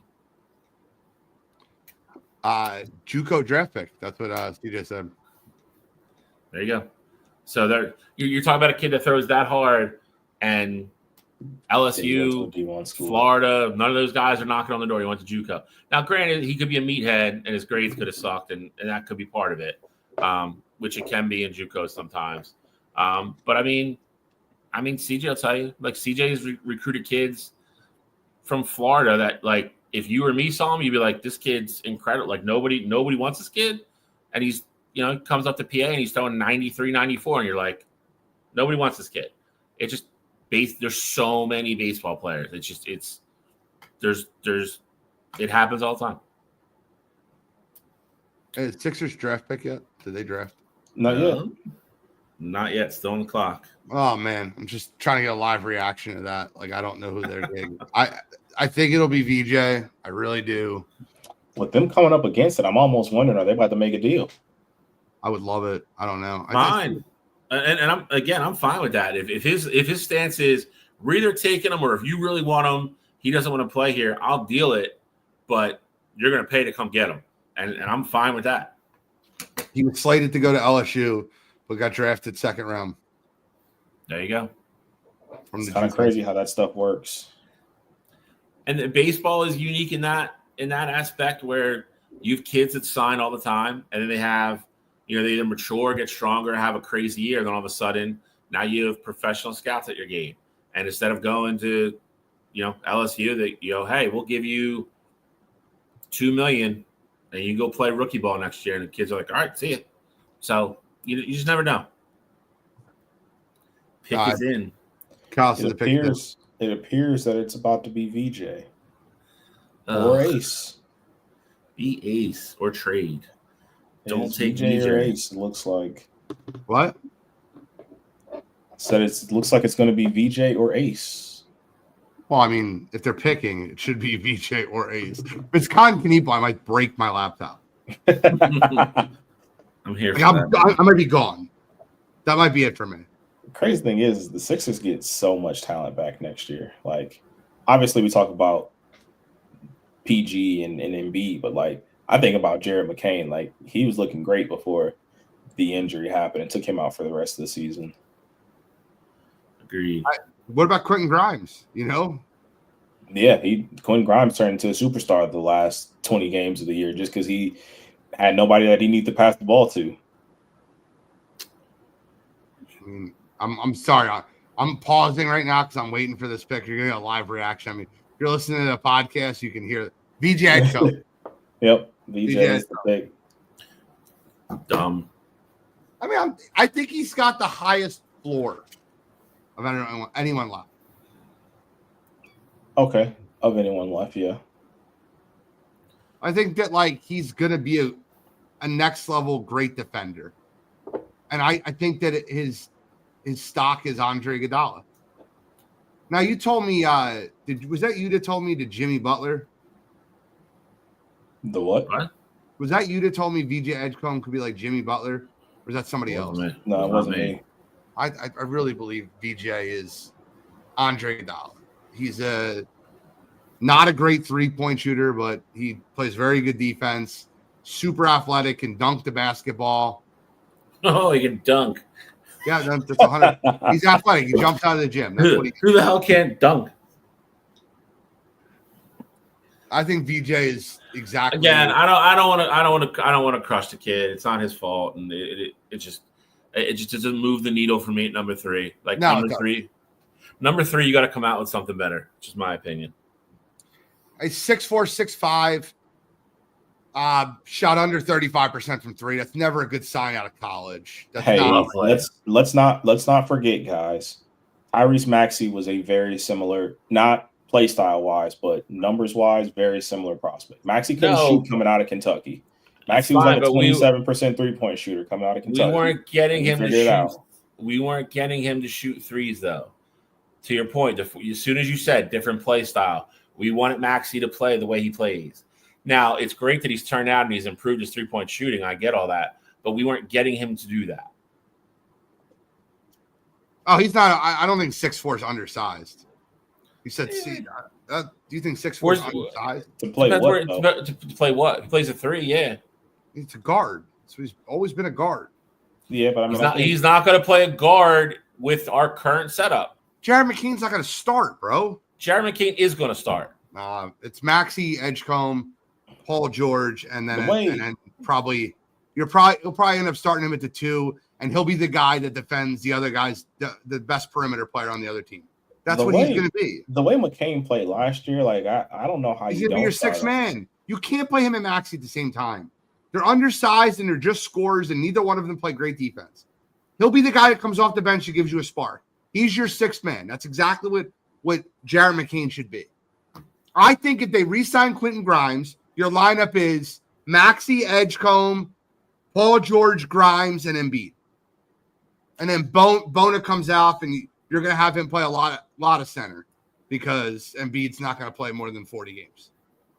But I don't think Ace is definitely the best prospect. Ace reminds me of Tracy McGrady. I'm not, it's what he reminds me of. Yeah, but glad we didn't pick him. You never know. He could be Ben Simmons. He could. But if we're talking about floors, I mean, then let's talk about ceilings because VJ's is nowhere near his. Oh, no. You're absolutely correct. So just to be clear, Ace Bailey's ceiling is way higher than VJ. Tracy McGrady, who some people like holding he looks like Tracy McGrady. Like crazy regard. Yeah. He looks like Tracy McGrady. He actually has a mind like Tracy McGrady, too. He's a moron. In a different world. You hear those comments, too? That's another you got to be kidding me. Yeah, he's an idiot. He said, I would have won multiple championships if you replaced me with Kobe. You give me Shaq in 2000, 2001. Oh, my God. What do you think is going to happen? Like, you know what Kobe would have did with Yao Ming, prime Yao Ming? Like, I saw what he did with Andrew Bynum and Paul Gasol, and I thought to slight either one of those. Like, Andrew Bynum played well, and then Paul Gasol, obviously Hall of Fame player, but like, I don't prime Yao Ming, come on. I don't think that's slighting Kobe as much as it's saying if he had Shaq instead of Yao, he would have won. And I don't think that's an absurd statement. You could take Yao. You there's no planet like you're taking Yao over Shaq. No. That's not what I'm saying though. Like I think that's what he's saying. But here's the thing though, that makes it completely out of my mind. Like, I can't believe it. You had Yao and you couldn't get out of the first round. Like Tracy McGrady was known as a player who couldn't get out of the first round. Correct. Year after year, no matter how good that Rockets team was, whether they were the 1 seed, 2 seed, 3 seed, 4 seed, you knew they were a first round exit every single time. Like, right. And they had talent there, and it's not that they couldn't win a championship, they couldn't get to the Western Conference Finals. I don't disagree with anything you just Shaq. If he had Shaq, they would have been known as it would have been no different than Penny and Shaq. They might have got there and then lost. I don't know. When you look at it cleanly, I just can't wait for Ace Bailey to win Rookie of the Year next year and just start throwing shit. Ace Bailey's not going to win Rookie of the Year. It's going to be great. They're going to run. Dallas is going to run through Cooper Flag right now. With Kyrie out, with Anthony Davis, Glass Davis. It's the way it works for Philadelphia fans. This is part of our suffering. Hey, don't feel too bad for us.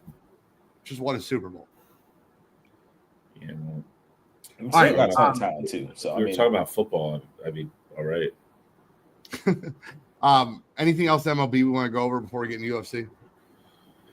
No, just Detroit, and I told you all so. I'm just gonna keep saying it. Well, you picked them to win the division, so you deserve the credit. But I don't think you predicted them to be the best team in baseball.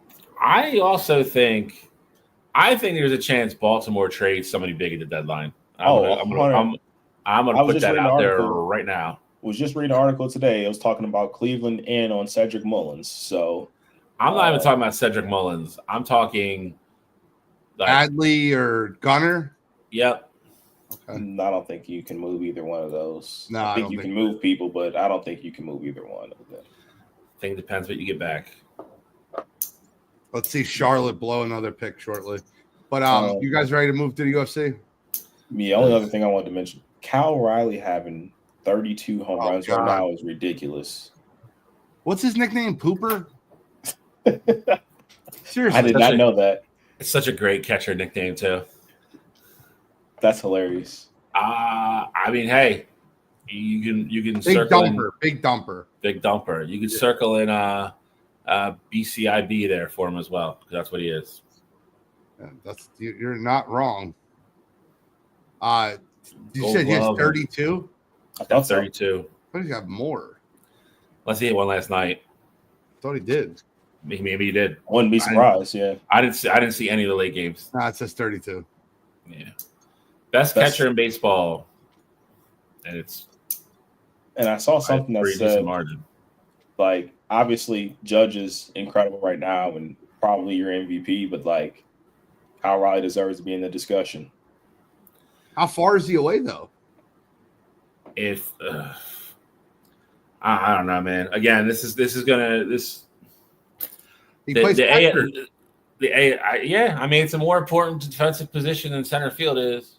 But I need a Gold Glove. So, I mean, again, we're a long way away. We're not even at the halfway point. We got to see how it all finishes. But, I mean, if Seattle makes the playoffs, man, he is their best bet. And the AL East has turned out to be a dud this year. So, I don't know. That's got to hold some weight. That's got to hold some weight for me. They took Kispert. Corey Kispert.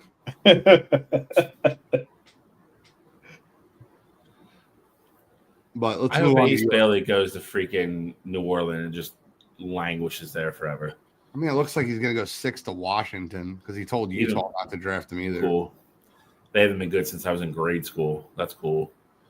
Were they good when you were in grade school? They were all right. I don't remember them ever being good. Well, you were like two. You were like two. Who's the best Wizards player you remember? Gilbert Arenas? Who else? It's Gilbert. It's probably Gilbert. Best Wizards players of all time. It's got to be Wes Unseld. It's going to be a short. Yeah, that's way. I thought he was a bullet. I thought he was a bullet. Oh well, yeah. I mean, yeah. Same team though. Same shit. Different pot. They changed their names. Thanks a lot, Gilbert. I just thought about that. I mean, that obviously happened before Gilbert, but that's amazing. Bro, that's one of the greatest things. Do you watch that whole Netflix show? Absolutely. It was incredible. It was insanity. Between the stories he gets and then the watching all the Vernon Maxwell interviews now, man, I just sit there and laugh. And it's just crazy the shit that happened back then. I think it was just way more. Vernon Maxwell's also insane. Oh, he's a crazy person. But I mean, the stories like I've watched the part where he talks about Akeem Olajuwon smacking him at least 100 times, and I laugh every goddamn time. Every time. Because then Matt Barnes goes, well, what'd you do? He goes, well, that's I got up and started throwing chairs. And I would have loved, this is the one thing I would say is, I know we talk about errors and all this stuff all the time. I would have loved to have seen that era have the media Social media. coverage that this does. Yes, like I would have loved, like if you like, I don't know, like if MJ would have been on Twitter, but like just like the amount of media coverage that these guys have now, like 24/7. There's always somebody somewhere. It would have been great to have back then because all the stuff that we would have like I love that we're hearing about it now, but like it sucks. It's got to come out like podcast. Like again, to like wake up like one morning back in like the early 90s and be like, yeah, Vernon Maxwell and Akeem Olajuwon got a fist fight at halftime. Like that would have been a lot of fun. And it's a lot of just stuff we missed out on, but I do love that it's all coming out now. So it's great. It's great for viewing and listening now. Nick Young on Gil's Arena was insane. Did you guys see it with him getting into it with Kenyon Martin over Kobe Bryant? And then he said he should have sued the Wizards for letting Gilbert Arenas hog tie him. It's a wild. Again, I mean, you have stories like that. I mean, and then again, Gilbert Arenas just one day brought a gun into the locker room. I mean, it's crazy. Rodman going on IG Live when he's supposed to be playing for the Bulls, like he's in Vegas during the on game. IG Live, like yeah, live streaming the Bulls game from Vegas with like Carmen Electra in bed next to him. It would have happened. It would have happened. It just would have been wild times. But let's move on to the UFC, my friend. Nah. What do you mean, Matt? It's a good card. Yeah, it's a good card. It's a good card. I don't know. I'm just like can't get into UFC right now. I don't know why. Well, I mean, I understand it with the way they've been, but it's a good card. This is a good one to get you back. Are we gonna talk about that? Are we gonna talk about the John Jones thing, by the way? Yeah. We'll start there. All right. John Jones is retired from professional fighting. To whose surprise? I guess maybe Cottrell's. He decided to retire, and now we're gonna finally give the title up, even though it should have been done like a year ago. Cottrell, defend your boy. I mean, there's nothing to defend. I mean, he's still the GOAT. He should have fought Tom Aspinall. He didn't. He retired. They gave Tom Aspinall the championship, and I mean, he should, like you said, I actually agree with you. He should have been stripped a while ago. Whenever you have to make your interim champion defend his interim title, then yeah, you got a problem on your hands. It's never good. Yeah, John, this was long overdue. Of course, as a fan, I wanted to see him fight Tom Aspinall. For whatever reason, he said, you know what? Maybe I don't want to fight Tom.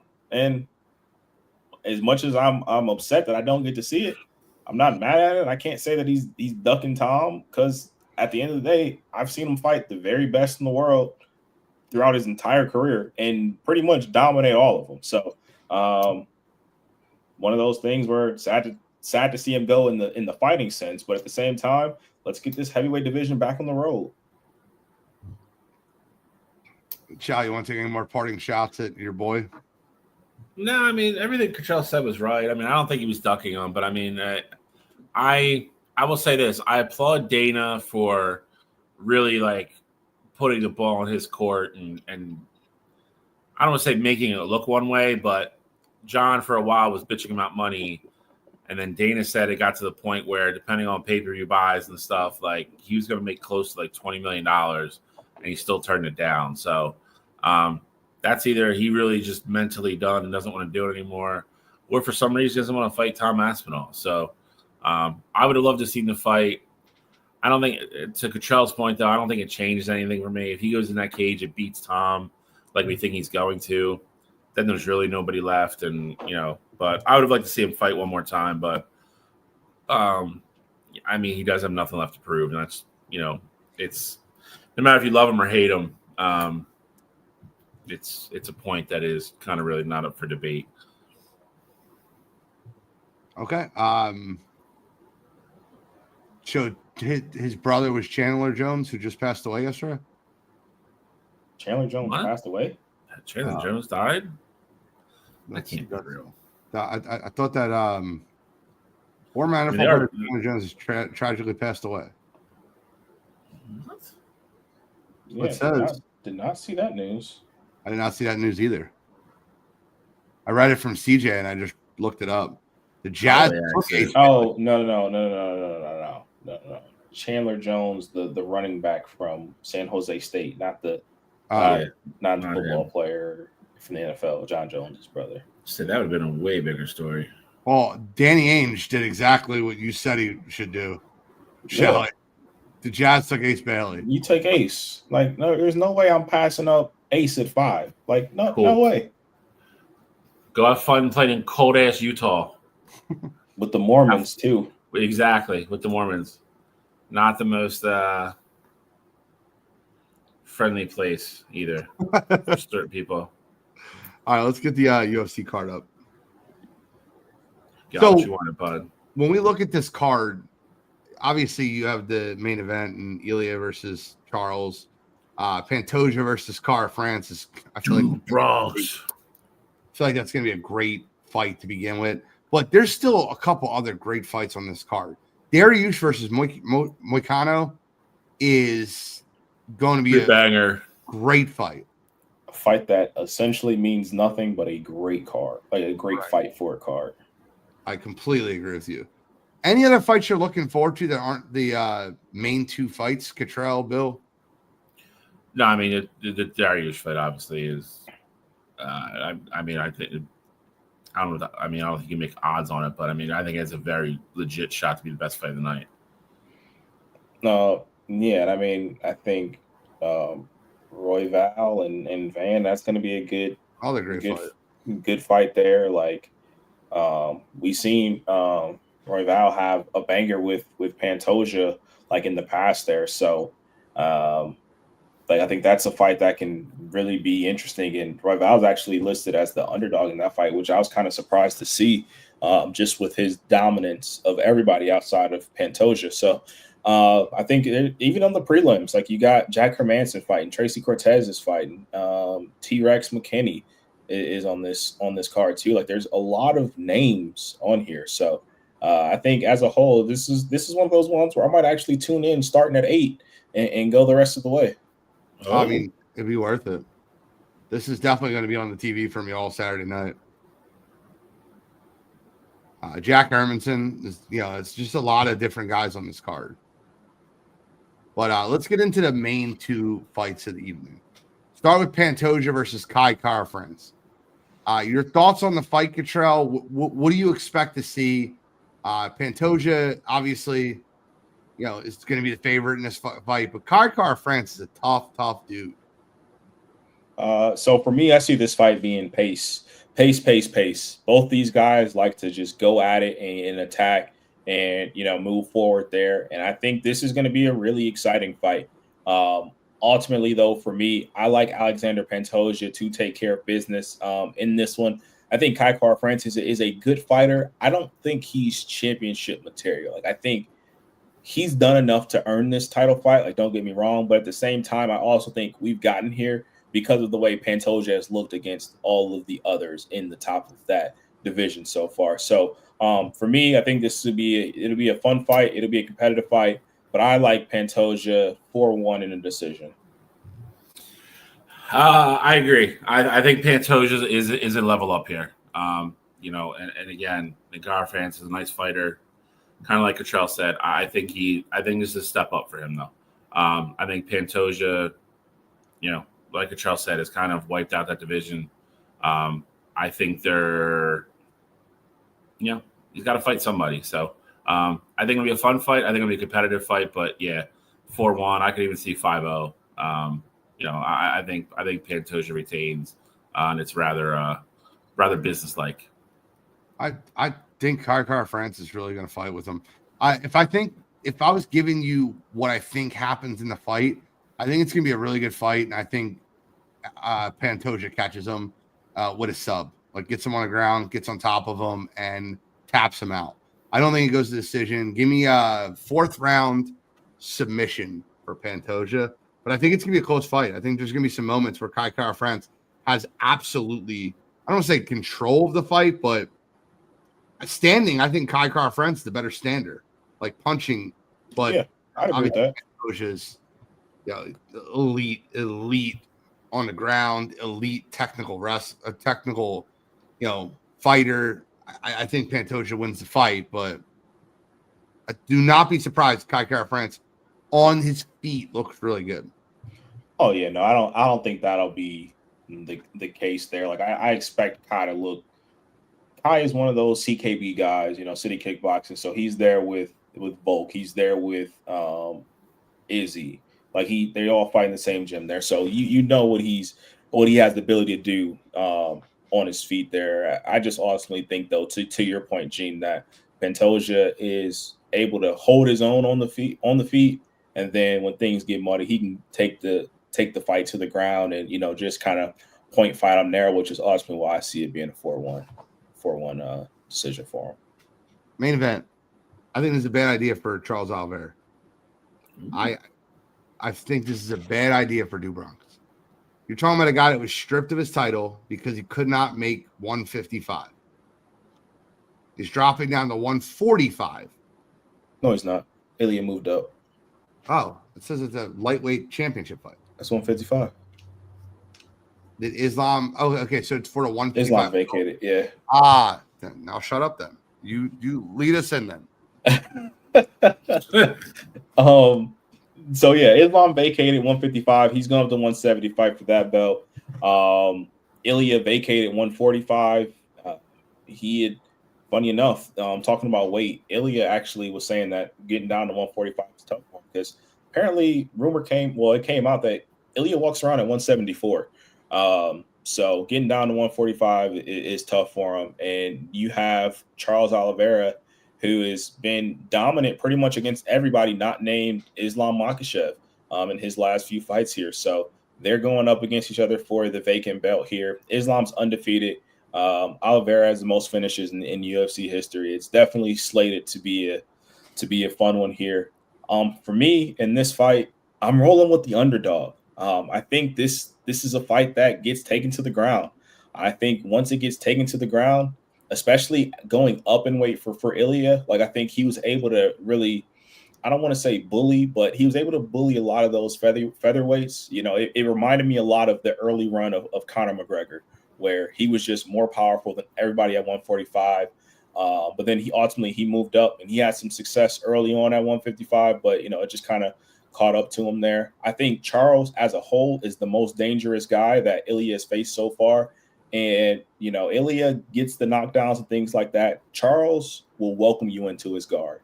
And I think with that being the case, I think Ilya finds himself that he doesn't want to be.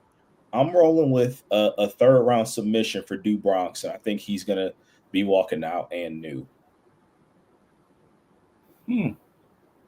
Shally. I'm in the proverbial weird spot where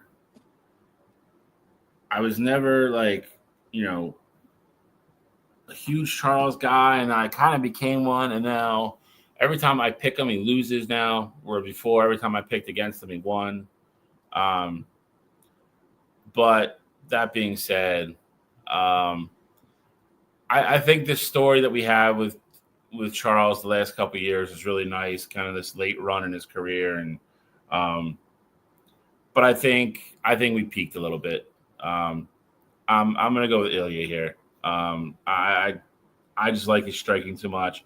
I know he's not going to want to get in the ground and get in any kind of grappling match with Oliveira or anything like that. But if you land enough shots where you can get in and he's stunned and finish him without having to worry about a submission, then I think you're in good shape. I think he finishes him in the fourth. So it's interesting. We talk about Ilya and not wanting to get into Charles's guard, and trust me, I don't think anybody wants to get on the ground with Charles. But Ilya is a grappler first. He's a BJJ black belt. He is a Greco-Roman wrestler, and he is prepared. What scares me about Ilya is he's not to the level of what Charles is on the ground.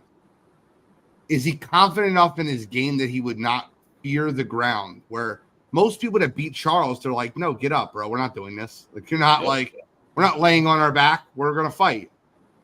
Does Ilya get to the point where I'm 16-0? I've not lost a fight. I'm a BJJ black belt. I'm a Greco-Roman wrestler. and try to show off a little bit. I don't know if show off's the right word. I think to your point, though, I think there's probably an aspect of what you said, though, that he wants to show that he can go on the ground and he's comfortable and he can handle himself against one of, the best, if not the best guys, at jiu-jitsu. So I think that's part of it. There's always that little part of ego that factors into these guys fighting. So I think he'll go down there again. If he is training that way and he feels comfortable and that's where the fight takes them, then I think that's what he'll do. I don't think he's going to avoid it per se. But it'll be interesting. It'll be interesting to see how it plays out. I'll take Ilya 3rd round knockout. TKO. But I feel like that if I was betting, which I'm not, the odds that I would go it would be Charles's. I think his odds are great in this fight, and I think that what they're looking at is not. I think it's a lot closer fight. I think it's a 60-40 fight, a 55-45 fight, and I love the odds of Charles in that situation. Yeah, I think he's plus 375 on the money line, and him by submission is plus 750. So it's definitely something that I'm looking at, and I will continue to monitor there. But I think, Gene, to your point, I think you're thinking the exact same thing as me, and that's kind of how I see the fight going. Ilya gets this knockdown, and then he gets into Charles's guard, and that's where I'm saying I think he puts his hand in the cookie jar and he gets caught. And we've seen Charles do that with many people in the past there. So again, Ilya, to your point, he's a black belt in BJJ. That is his bread and butter first. Don't let the knockouts of Volk and Max Holloway kind of fool you there. That's what he is at the core. It's his jiu-jitsu, but getting in there with Charles, I think is a completely different thing. And especially, when you're getting on top of a guy like Charles, who is probably more comfortable on his back than he would be, on top of you. All right. Well, we have a whole list, a whole slew of You Got to Be Kidding Me this week. And I want to give us some time for these because I think some of them are actually conversations.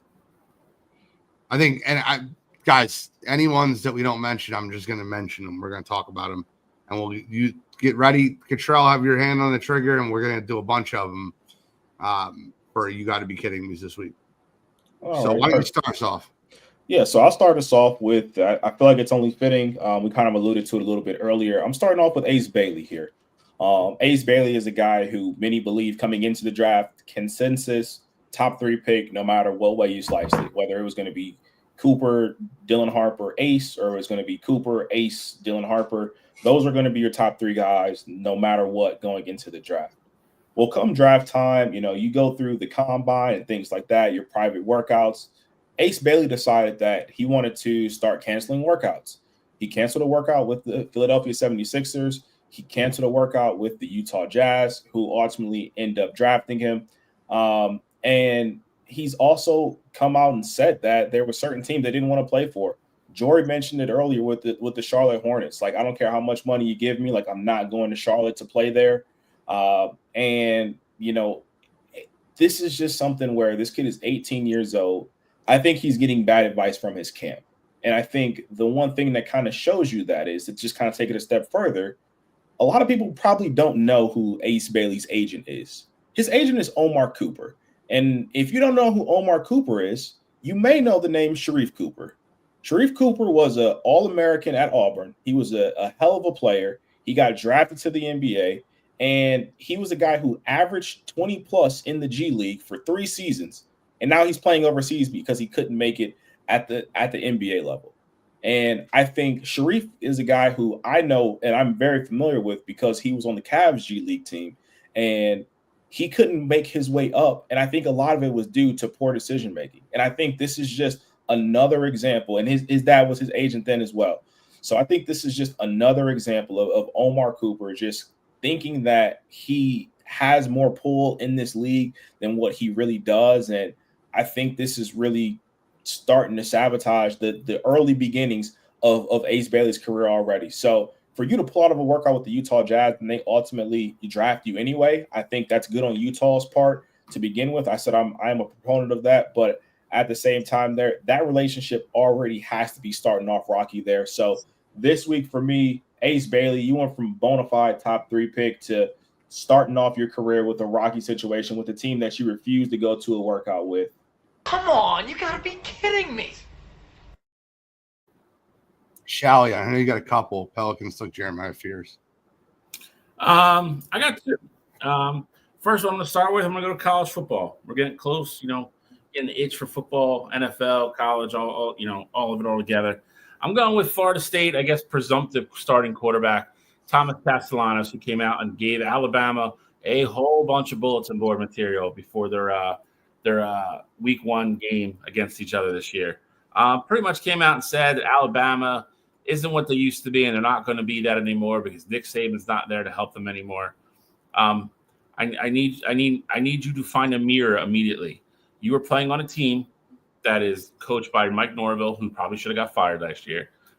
You won 2 football games last year as a team. You had a mass exodus in the transfer portal.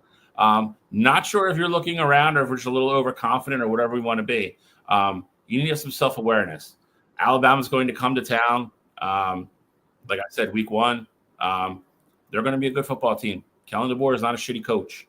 Not saying Mike Norvell is, but when you're coming off a year when you went 2-11 and you couldn't beat anybody, I don't think you start the season in the offseason and summer camp by talking shit about the team that you're playing week 1, who's had a whole bunch of success, to your none. So that's number 1 for me. Come on, you gotta be kidding me.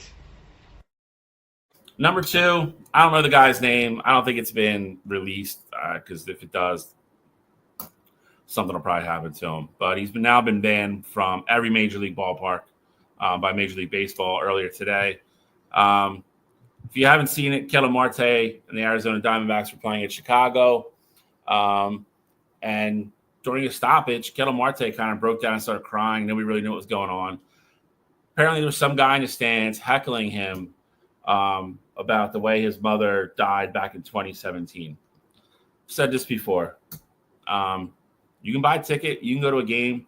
There's a whole lot of things that you can say. The list of things you can say is a lot longer than the list of things you can't say. Why you would pay money, A, to watch the Chicago White Sox play baseball right now is beyond me. But B, to show up and heckle a visiting player about his dead mother makes you just one of the bigger scumbags walking the earth. Part of me hopes his name gets out there because I think it probably will eventually. That's a guy that just, should get fired from his job. I hate being those people, but why? Like, there's nothing else you could say. You can't be like, "Hey, Ketel, you suck." Like, you literally have to rag on him about his mom who passed away unexpectedly in 2017. Like, that's where we're at. Like, if that's what type of person you are, that's fine, but rightfully so. I mean, you're a piece of shit. So that's my second one. Come on, you gotta be kidding me. I'll start with an easy one.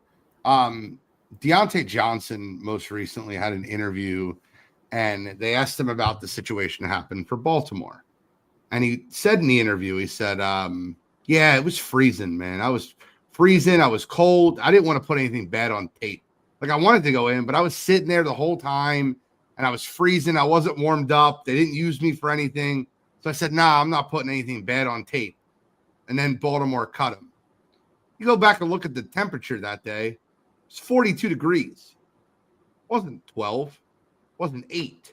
That's not an excuse if it was.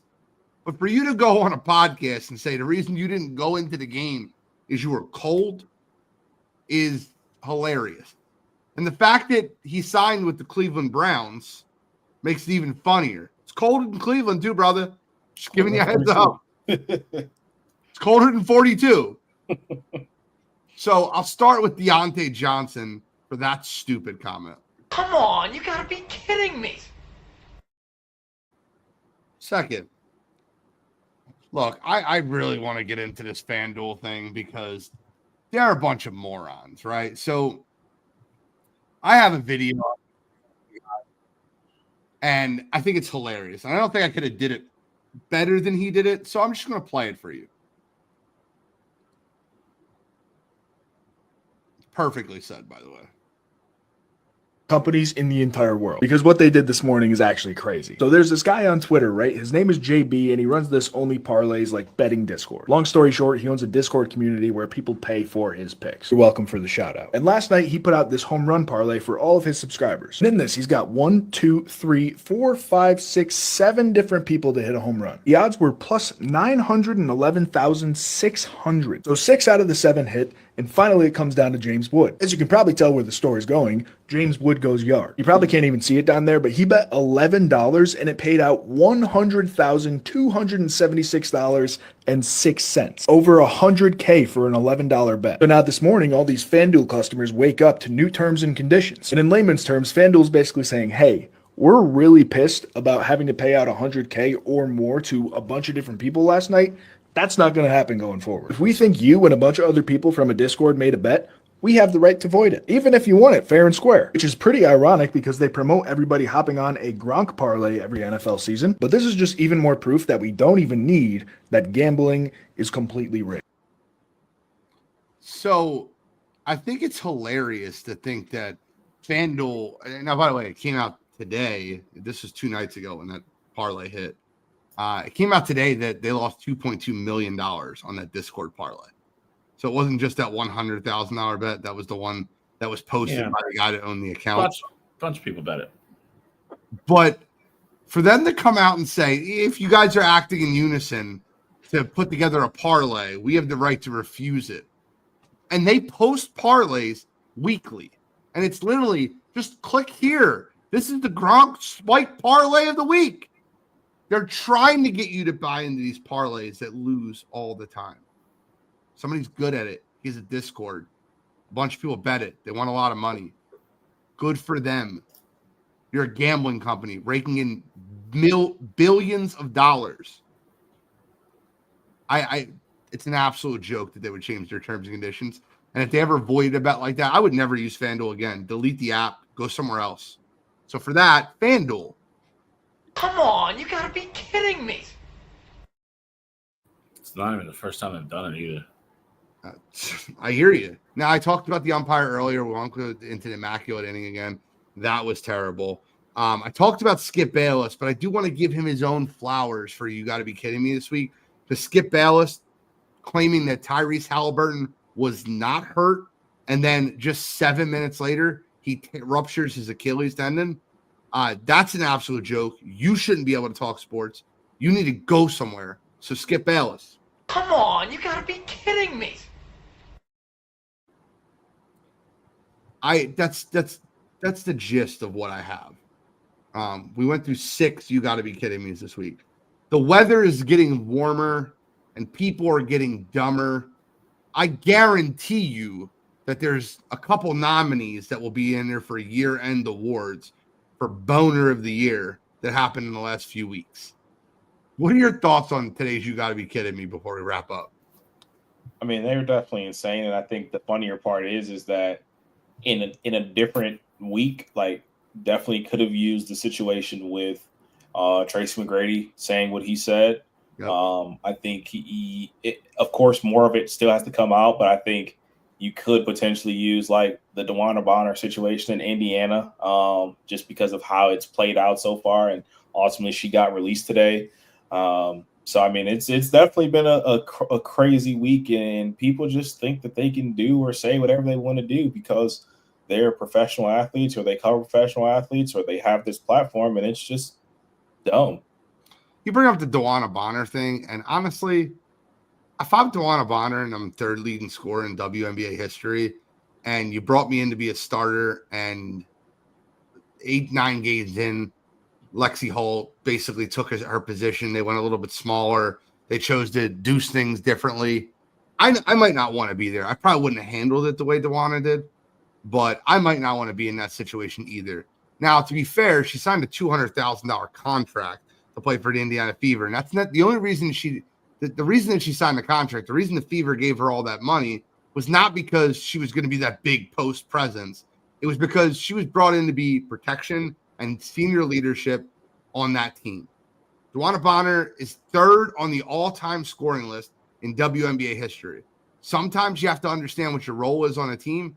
That probably could have been better communicated to her when she was signed there. But with that being said, I don't have that much of an issue with her if it wasn't communicated properly.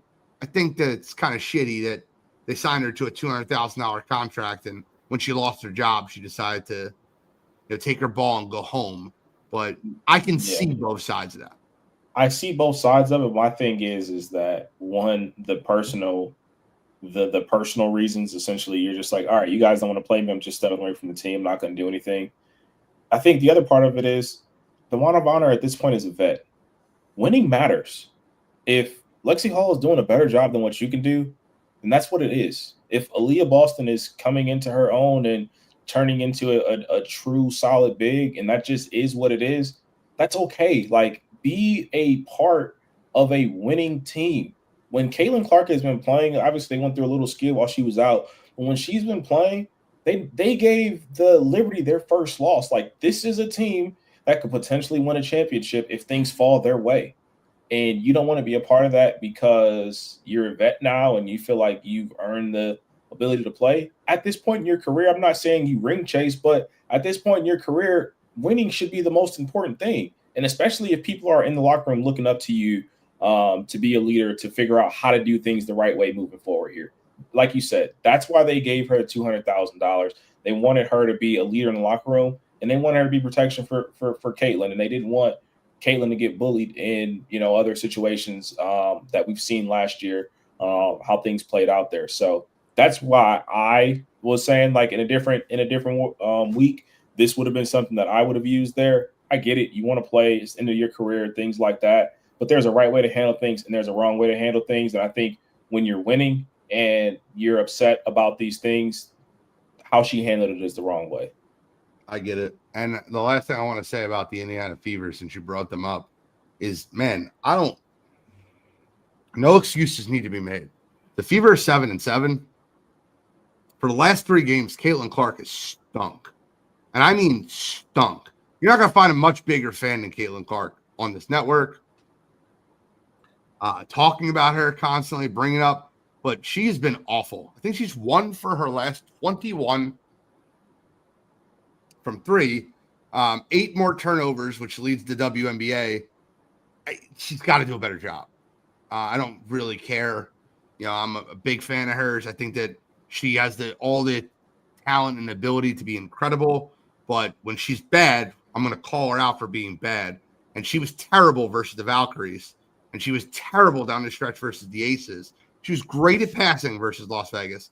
But down the stretch, she was terrible. And then last night, I seen that they beat the Storm. I'm like, oh, maybe she bounced back. Nope. Aaliyah Boston went nuts. And she was terrible last night. Caitlin, you got to be better. Any final thoughts, gentlemen?